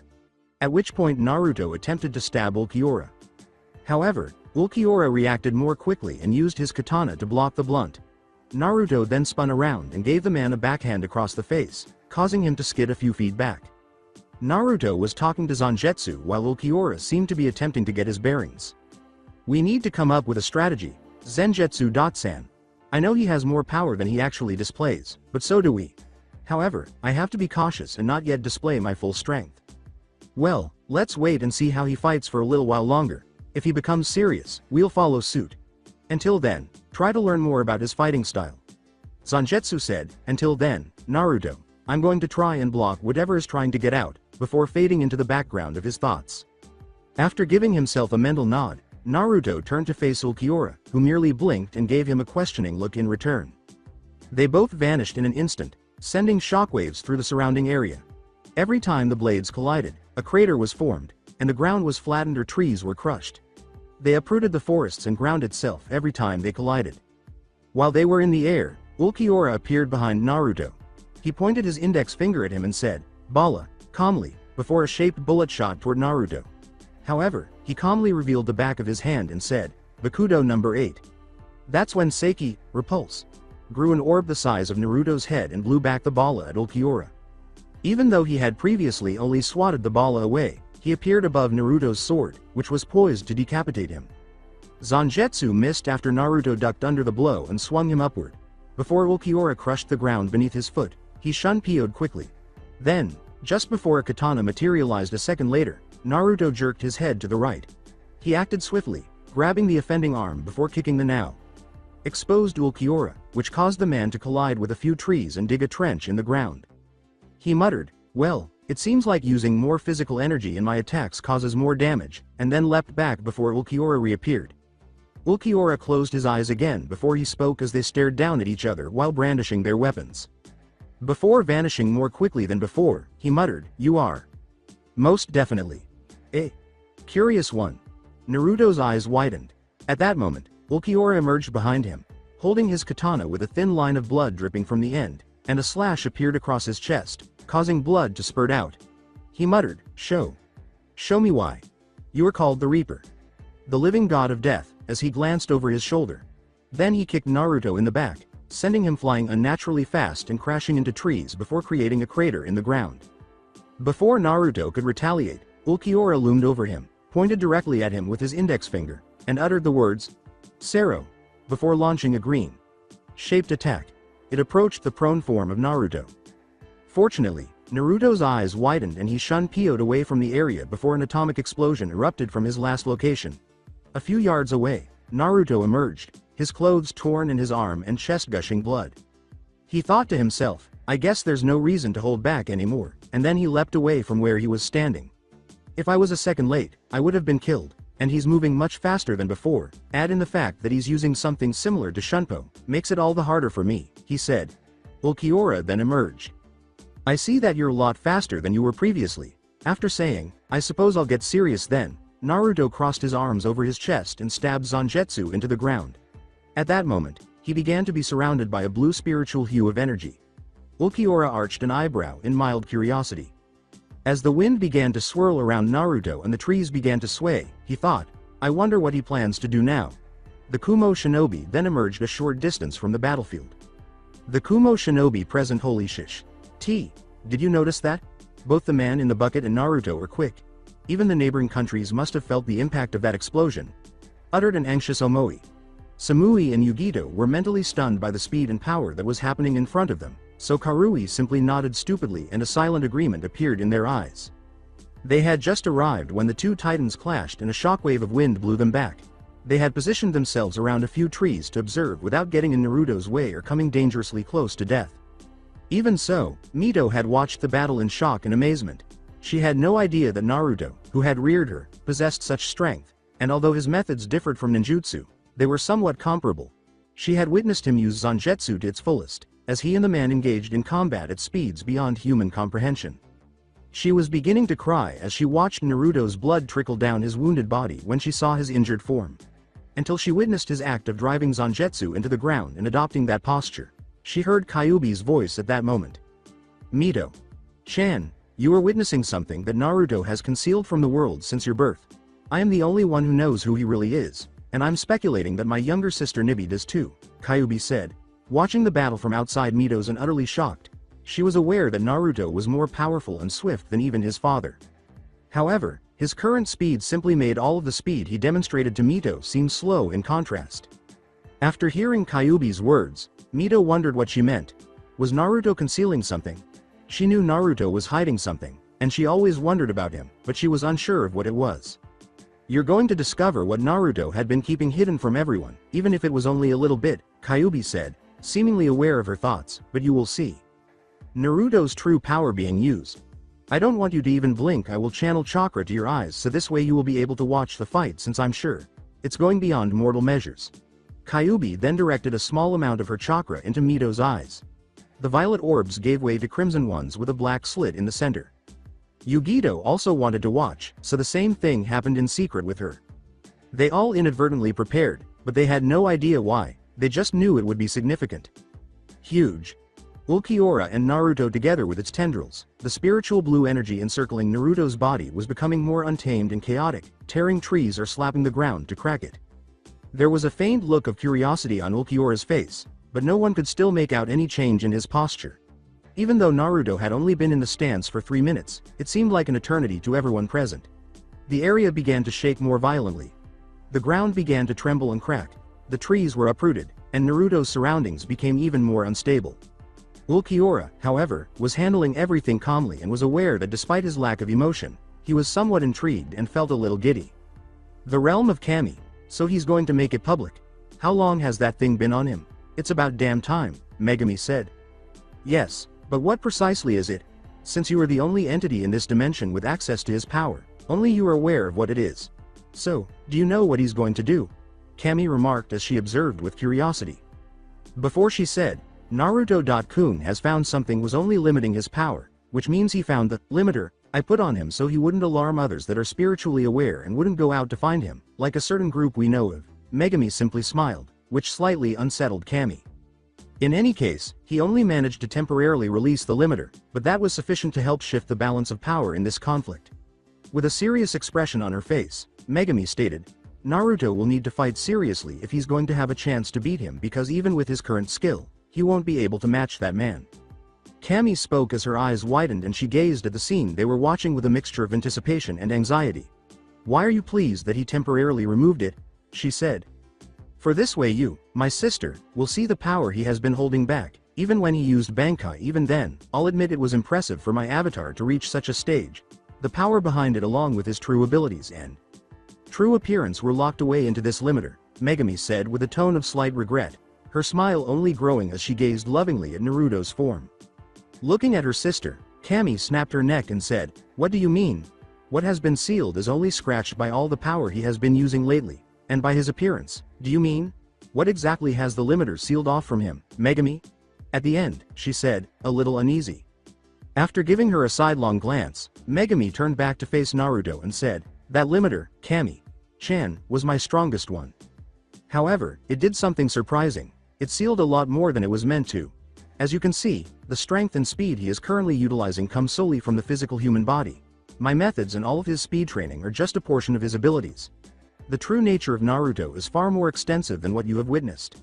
As for appearance, well, she said, a smile spreading across her face, accompanied by a hint of pink blush. Kami was taken aback by this since Naruto was only using human limitations when he battled this man. If that was accurate, her eyes widened as much as they could at that moment. How strong was Naruto when he momentarily removed the limiter? She noticed Megami's pink flush at that moment and recalled that it also sealed off a portion of his face, even though Megami never blushed, as far as she knew. That is, until they witnessed Naruto arrive at Bankai for the first time.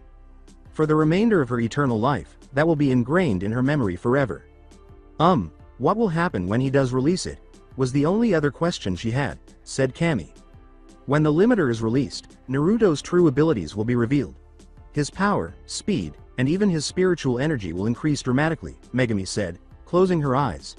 However, this will only be sufficient to at least create a draw between them, she stated. Kami merely nodded before gazing in awe at Naruto's now luminous form. With Ulquiorra and Naruto even now, Ulquiorra could sense his spiritual energy rising and his Ryotsu rising higher as he stood motionless, waiting to see what his opponent would do. However, he did experience some irregular fluctuation. When Naruto uncrossed his arms and revealed his intensely focused face, He was startled out of his reverie. Ulquiorra was taken aback by the expression in his eyes when he did this. The only thing visible in Naruto's eyes was their brilliant blue color. There was no pupil, iris, or anything else visible to compare. He prepared himself by looking down at his opponent and holding his sword straight, knowing that Naruto was about to unleash whatever it was. Naruto felt it as he gritted his teeth and concentrated as hard as he could. He shouted, "Limiter Kai!" and threw his arms out to his sides.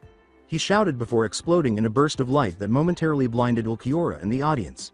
However, that didn't affect their hearing, so they were completely startled when they heard a gigantic explosion burst from where Naruto was standing. Hell, the bright light could be seen in every village from High.No Kuni to Lightning Country. The explosion illuminated the sky itself. The bright light caused the clouds to either part or vanish, even though a girl's voice could be heard in the distance. Naruto.kun! Mito exclaimed as he took in the light that erupted from Naruto prior to the explosion. Before the light blinded them all, she said. Ulquiorra was the first to notice what transpired after the light began to fade.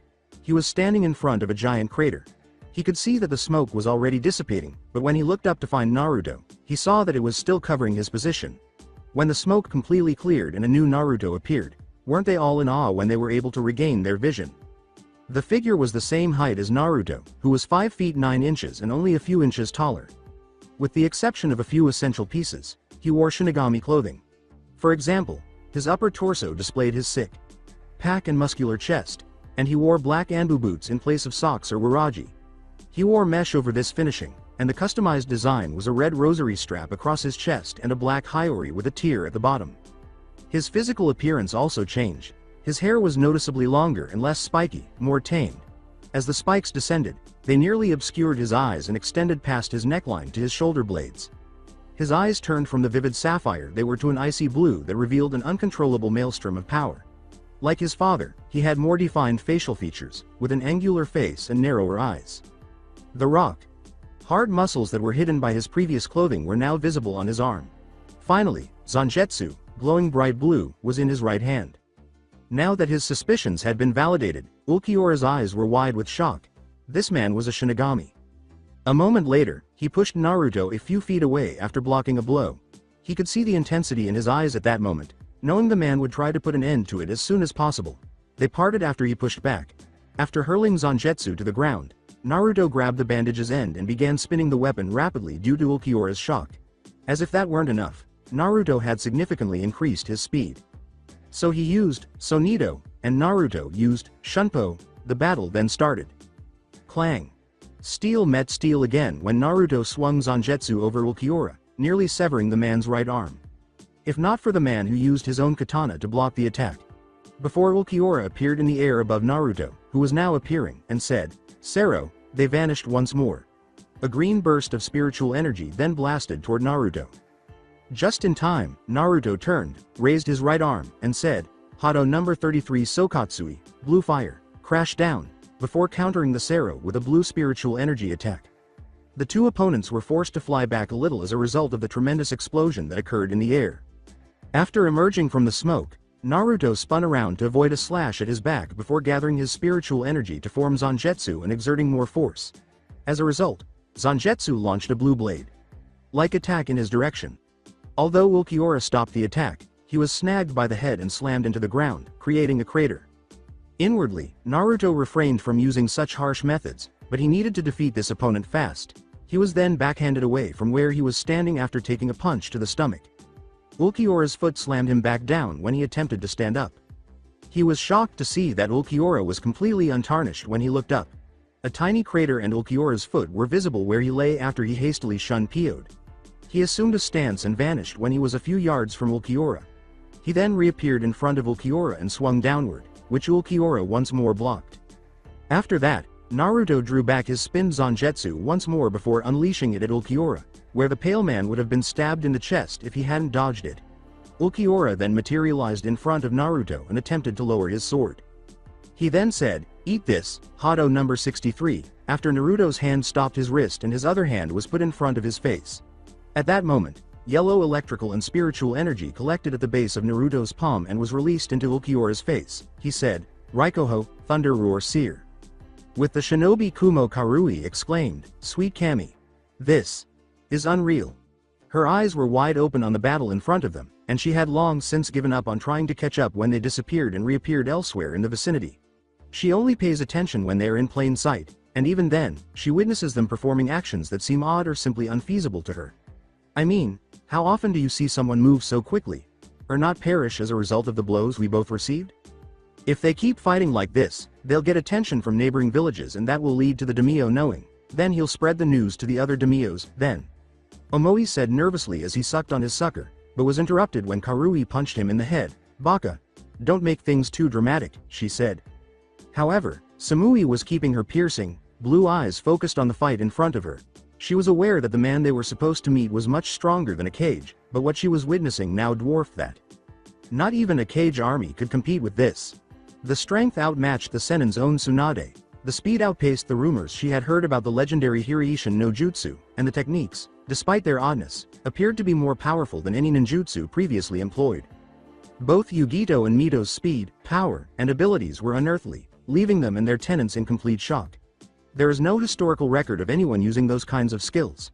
However, Mito was shocked by the change to Naruto because she had always remembered her brother's appearance, but he now looked different, almost like their 2.san.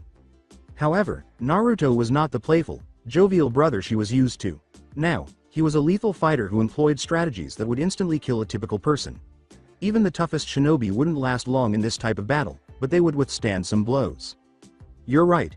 What you're witnessing right now is a battle beyond mortal comprehension. Indeed, some people may survive some hits, but only to a certain degree. What you're seeing now, Mito-chan, is a different side of Naruto. This is the side of him when he's deadly serious about something, Kyuubi remarked, something you weren't meant to see yet. With her full attention on Naruto, Mito recalled what she had said and realized it was accurate. Naruto was very different from his previous self. He was constantly searching for a crucial spot to attack and kill his opponent, and she was certain that the man would have perished long ago if the Pale Man hadn't blocked the attacks. All she could hope for was that Naruto survived. The realm of Kami, even if they were moving slowly, the two goddesses in the Kami realm couldn't take their eyes off the battle. The battle between Megami's avatar and a being in the form of Ulquiorra was intriguing. It demonstrated how fully Naruto had developed his skills and ability to use Megami's own power. However, when they witnessed his metamorphosis, Megami and Kami turned a deep shade of red, and they all agreed in their minds on one thing. Given his current trajectory, Naruto's body was designed for a god. That's what happens when he releases the limiter, if only briefly. His true abilities as my avatar come out. This is basically the true Naruto Kami-chan. Everything that was part Shinigami was sealed except for the minor things, Megami said as she watched her avatar. She remarked, the power behind the majority of his previous attacks was locked away. I see. By curiosity though, has he ever released Bankai in this state? Kami would honestly say, glancing at her before turning to face Naruto. She said. She became a little uneasy when Megami simply stared at her with icy eyes. No, she said in a tone that was both final and sad, and if he does, let's hope it doesn't come to that. Kami simply blinked before turning to face the battle, fervently hoping that she would one day meet Naruto in person. Returning with Ulquiorra and Naruto, the man was blown back into the destroyed forests as a result. With a sigh, Naruto set Zangetsu on his shoulders and gripped the handle with his right hand. Well, I think that did it, he said, turning around and starting to leave. Where do you suppose you're heading? A voice said. Before a nuclear explosion could occur, Naruto turned around and was blasted into the woods by a supercharged Sero. This shook and rocked the entire region, probably within a half-mile radius.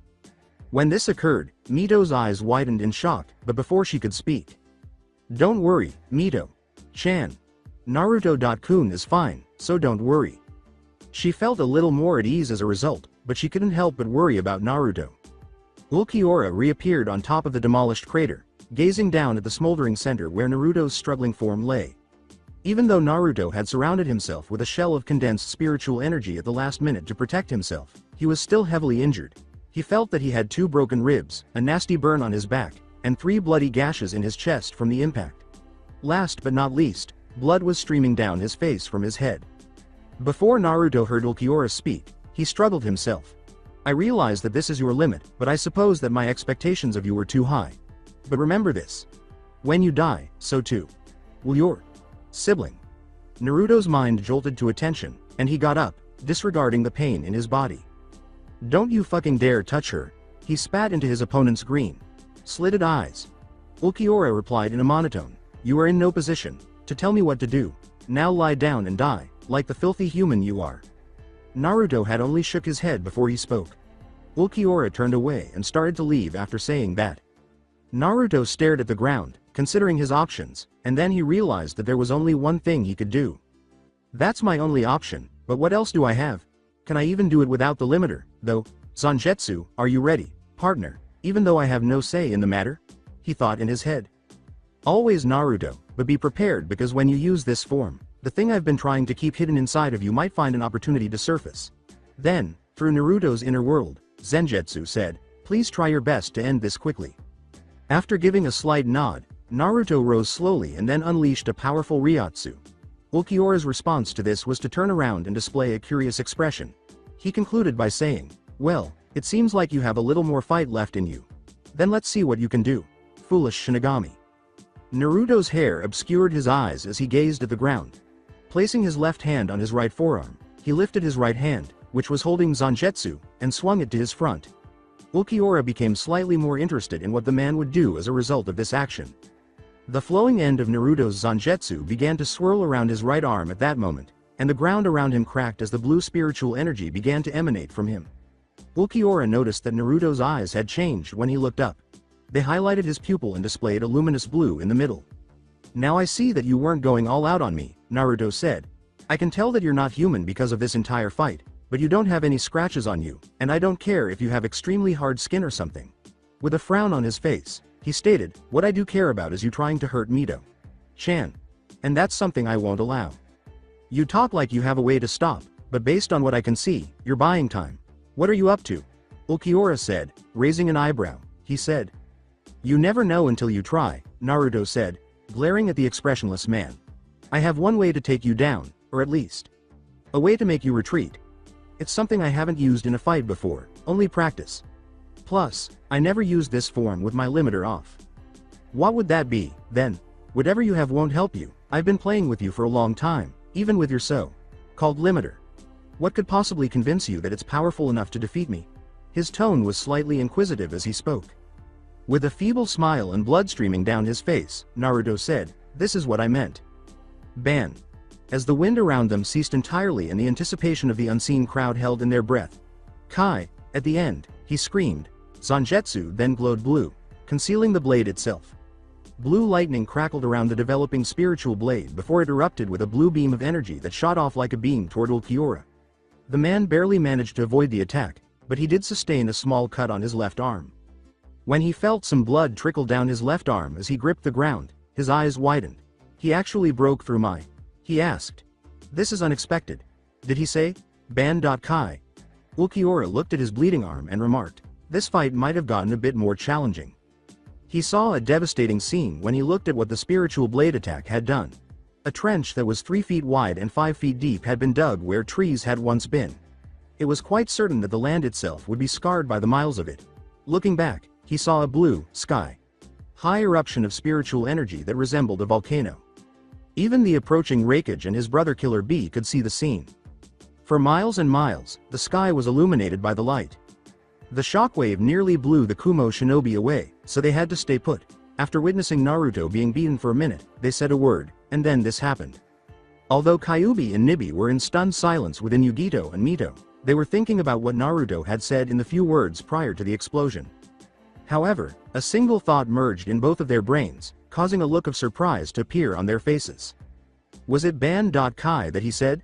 Despite having different perspectives, they had similar ways of thinking. All that was left when the light went out was smoke, but from its dark outline, you could tell that a figure was inside. The realm of Kami, he let it go. Naruto.kun, please stop it right away. She uttered those words while clutching her hands to her chest in desperation. After giving her sister a worried glance, Kami said, "Megami-chan, what's wrong? How is he doing, Ban.Kai?" She expressed concern for her sister.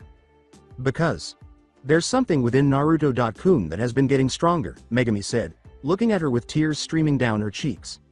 "The way it has been is that when Naruto uses his Shinigami power, the entity that lives within him gets stronger. He has a good chance of losing control now that he has freed Bankai, and that part of him comes out," she said, more tears streaming down her lovely face. As they watched what was happening, Kami simply gave her a worried look before embracing her. "Tell me, Megami. What is it that lives within Naruto?" Kami asked. "Is it really that bad that you would worry so much about him?" she said. "Yes, Kami-chan, it is. You see, the person inside him is the expression of all the hatred, anger, regret, sadness, and bloodlust that have accumulated over the past year. Furthermore, the being I'm talking about was made from the leftover Yuki that was inside him after Kyuubi-chan's attack all those years ago, even before he was an adult," she said. "What I mean by Kami-chan is that Naruto-kun has an inner void," before sobbing in her sister's astonished embrace. Alongside Naruto, the figure was better visible through the fading smoke. Although Ulquiorra experienced a slight surge of energy that he was well accustomed to, he set it aside for the time being because he was more interested in what this living Shinigami was capable of. A newly changed Naruto was standing in the center of the crater when the smoke eventually cleared. His old clothes completely changed. He now covered his half-exposed upper torso with a frayed cloak. The flowing ends flowed in the remaining wind, and it was centered between his abs and chest. The actual cloak was deep crimson red on the inside, black on the outside, and white in the center. With the white belt fastened around his waist, he donned the traditional Shinigami hakama. Additionally, the lower part of his abs appeared to be wrapped in what appeared to be bandages, and the typical footwear completed the look. He was holding a black katana, which was entirely black except for the guard, which was shaped like a swastika. The blade and handle were both black, with red diamond shapes inside the handle. A short chain that hung from the hilt marked its end. With the Zanpakuto firmly grasped in his right hand, Naruto uttered, "Tensa Zanjetsu." Ulquiorra says, "What is this? Is this your Bankai?" while raising an eyebrow at Naruto, who has changed. His tone was one of inquiry as he spoke. Before Ulquiorra could defend himself, Naruto simply gives him a quick glance before vanishing. Several cuts and slashes were visible all over his body, tearing his clothing and leaving tiny wounds that barely bled. Naruto suddenly materialized behind him, turned around, and attempted to stab the startled Ulquiorra. However, the man swiftly turned around and used one hand to stop the offending blade. Naruto was startled by that, and before he could react, a hand was thrusting into his chest. He slowly glanced down at the pale skin, then looked back up at Ulquiorra's astonished but disinterested expression. "I'll admit that you were pretty strong. In fact, you even managed to get past my enhanced hierro."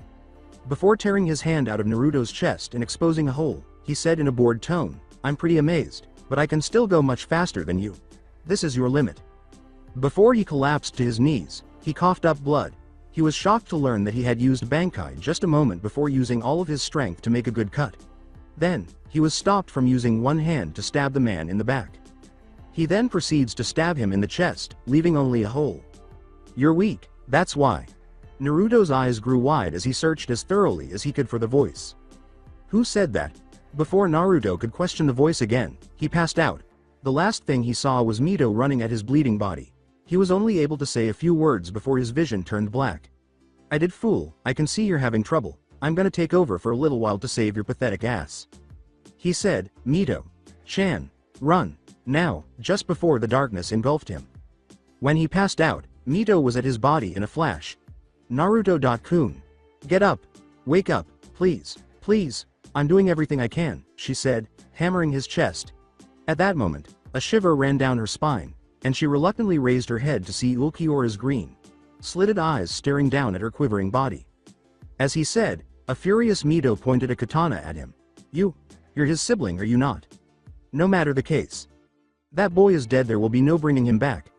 Her face's whisker marks are becoming more ferocious as Kyuubi's chakra swirls around her, altering her features. With a slit, her violet eyes turn crimson, and claws emerge from her hands. As she stood over Naruto's dead body, tears streaming from her eyes, the chakra encircled her body and soared. "If you kill Naruto-kun, I'll kill you," she shouted in a voice that was half demonic. Ulquiorra raised an eyebrow in response to this change, then shook his head before pushing the blade, which caused her to stagger back a little. Had it not been for his exceptional speed, the blade would have lopped off his head. Mito turned around and buried her head in Naruto's chest after he said, "Do what you want, but like I said, there will be no bringing him back. Now die." Time seemed to slow down as Ulquiorra closed in on Mito. Even the approaching Kumo shinobi were slowed down. Mito's emotions ran wild and she was powerless to stop them, but she couldn't help but think of the times Naruto had supported her when she needed it, when he had rescued her from the world's problems, and when she needed help. She sobbed freely because she felt so helpless and unable to support him when he needed it. Even before there were few people who could assist Naruto, he was always the one saving his friends or her when he faced this opponent alone. Nobody was there to assist him. He was by himself. She cried out in desperation, expressing her anguish and despair. "Naruto-kun," she shouted, shedding tears on Naruto's chest as her emotions came to the fore. You could see Naruto's body floating in his mind, but all it took was a tiny movement of his eyes to whisper, "Mito-chan." When the offending katana was only an inch from Mito's head, time seemed to return to normal, and the attack was halted. By one hand covered in blood, Ulquiorra arched an eyebrow and glanced up, but his eyes widened in surprise, something that doesn't often happen. A foot from them, the Kumo shinobi also came to a halt. They were stunned and motionless, witnessing an impossibility right in front of them. His right hand was preventing the near fatal blow to Mito's head from being delivered by the once dead Naruto Uzumaki Namikaze. Although they couldn't see his face, they could tell that something was going on because of the pale man's shocked expression, which could be either positive or negative. Or not so well. Mito felt a gust of wind before nothing happened as she waited for the blow to hit her. Not hurting. No blood. No, nothing. Kit, look up. She followed it slowly and noticed that the blood-covered arm had stopped the offending weapon. When she saw a frown on Naruto's face, her eyes widened. "I told you that you were weak, Naruto. I guess I'll have to save you and teach you how to use a Bankai, but first I'm going to show this fool what happens when you mess with our loved ones." Mito looked at his face and was taken aback when she saw that his eyes had changed. The blue had turned to evil yellow and the whites had turned to black. Additionally, she noticed white particles covering his left eye on the left side of his face. When the now awake Naruto turned to face her, she noticed his eyes slightly soften before they met Ulquiorra's own startled ones. "Be ready to die because I'm going to kill you for attempting to harm her." He said this before grabbing Zangetsu, who was still gripping the katana, and pushing Mito away before getting to his feet. Then he flashed a crazy smile. He said, glaring into Ulquiorra's eyes, "You went too far in attempting to kill her, so I hope you're prepared to die." Before emerging above Ulquiorra, he uttered those words. He's faster now than he was. The Arrancar paused to think, then leapt back. The demonic mask obscured half of Naruto's face when he turned around after feeling a hand on his shoulder. "Take this Getsuga Tensho, Moonfang Heaven. Piercer," Naruto yelled as Ulquiorra's eyes widened at the speed. A black and red aura encircled the blade, and he swung diagonally, allowing a crescent-shaped attack to shoot forward at Ulquiorra at high speeds. A few yards from the attack, the man used Sonito to get away, but was stopped by Naruto's hand on his shoulder, his face contorted in a maniacal grin. "Haha. Don't blink." He uttered those words before launching another Getsuga Tensho at him, cornering him before he or anyone else realized it. They exploded in a straight line of red and black as they got to him. With more of the mask covering his face, Naruto simply smiled, becoming even more menacing. His smile grew as he surveyed the scene and lifted Zangetsu into the air. A moment later, a bleeding Ulquiorra appeared. His sword stopped by Naruto's. Naruto grabbed his arm and swung him down into the ground, creating another crater before he could do anything else. "It was fun and all, but I'm bored, so die," he cackled, lifting his sword into the air. He said with a tone of glee. As he swiftly lowered his sword, he struck solid ground. He frowned and turned to see Ulquiorra again, his clothes ripped and bloody, his chest still gushing more from the combined Getsuga Tensho. Ulquiorra was slammed into the ground face first before he could catch his breath after Naruto's cackle. A foot slammed him harder into the earth. When he looked up as best he could, he saw Naruto's smiling and Zangetsu pointing downward at his head. After he said, "I see. How very hollow, like, you aren't so different from us." After all, Naruto glared at him and was ready to kill him when he felt two arms encircle his body. He noticed when he looked down, with Mito earlier. Even as the death blow was about to land on her, Mito was seeing Naruto fighting again, but this time with much more ferocity in each attack.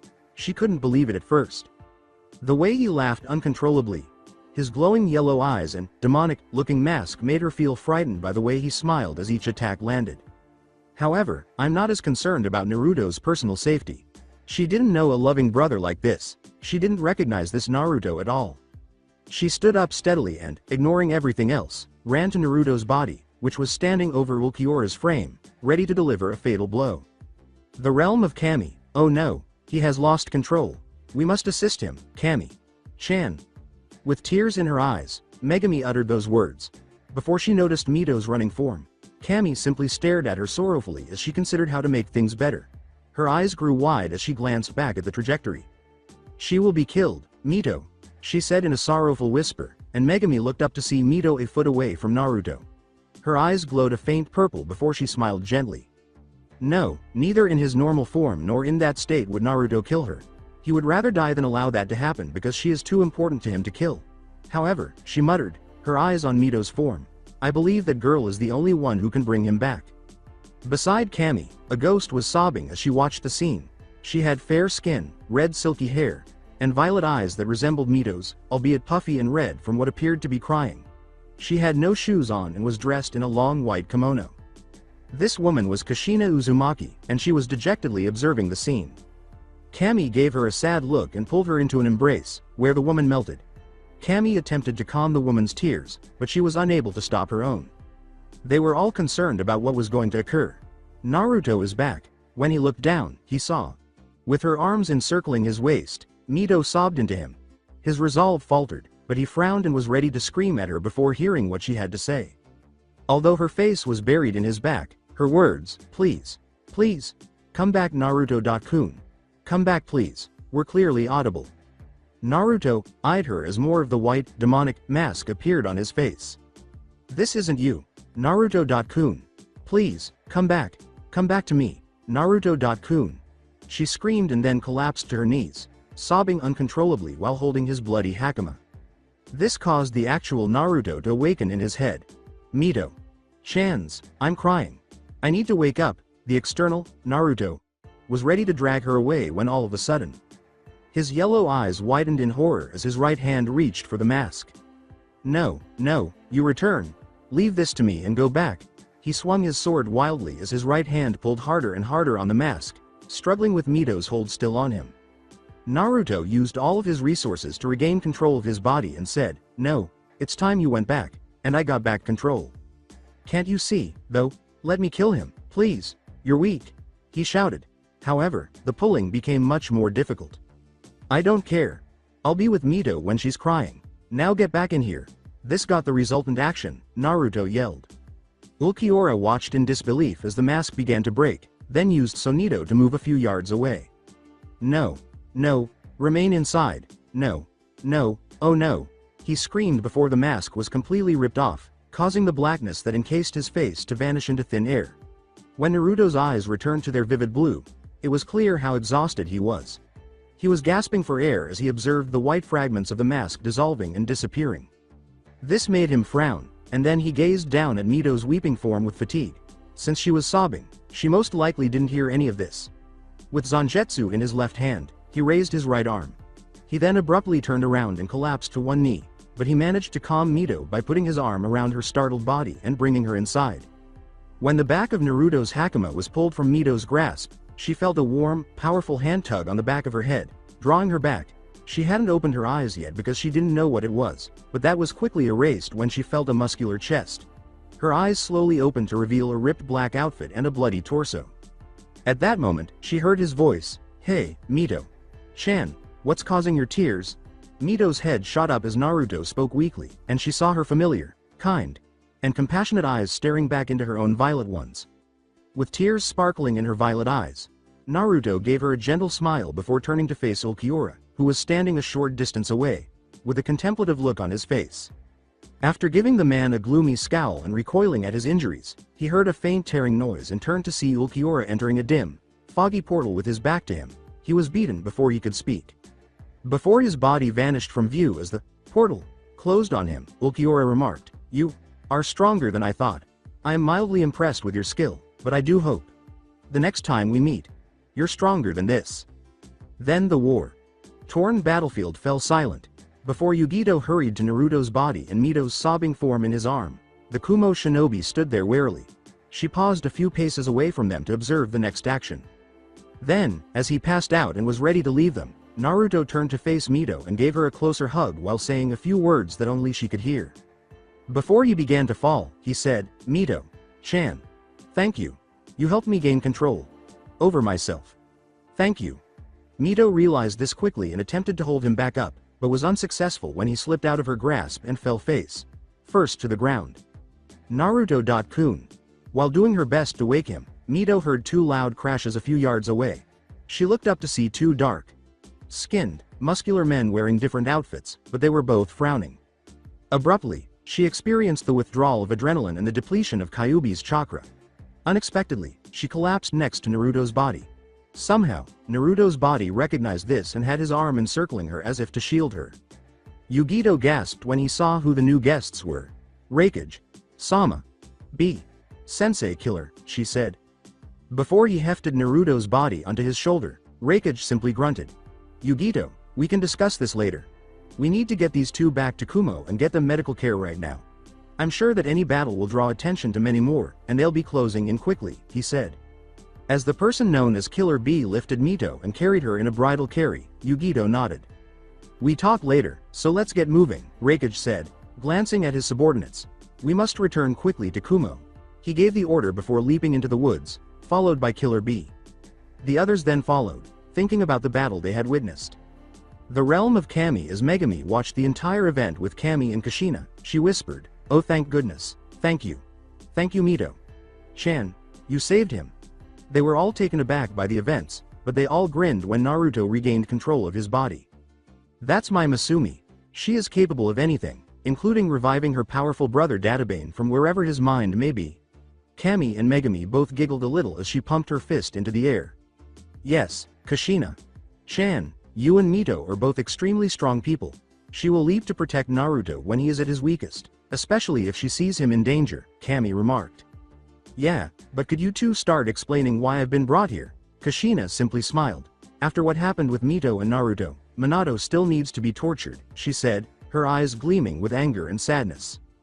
They both recoiled at the thought that even the most malevolent demons would weep for their mother due to the torture Minato was enduring. If they had one thing in common, it was that Kushina was frightening when enraged. All right, Kami began. The front gate of Konoha. Azumo and Katetsu, the immortal Chunin guards, were watching in disbelief and mild terror.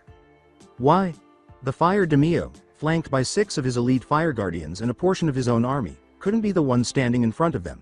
Could it? You. Daimyo. Sama, what are? Why you doing here? Katetsu said in a startling voice. Izo simply continued to glare at Konoha before saying, as his men marched past the guards and into Konoha, I'm here to give Konoha a personal wake-up call. That's it for today. I hope you guys enjoyed this great story. See you in the next one.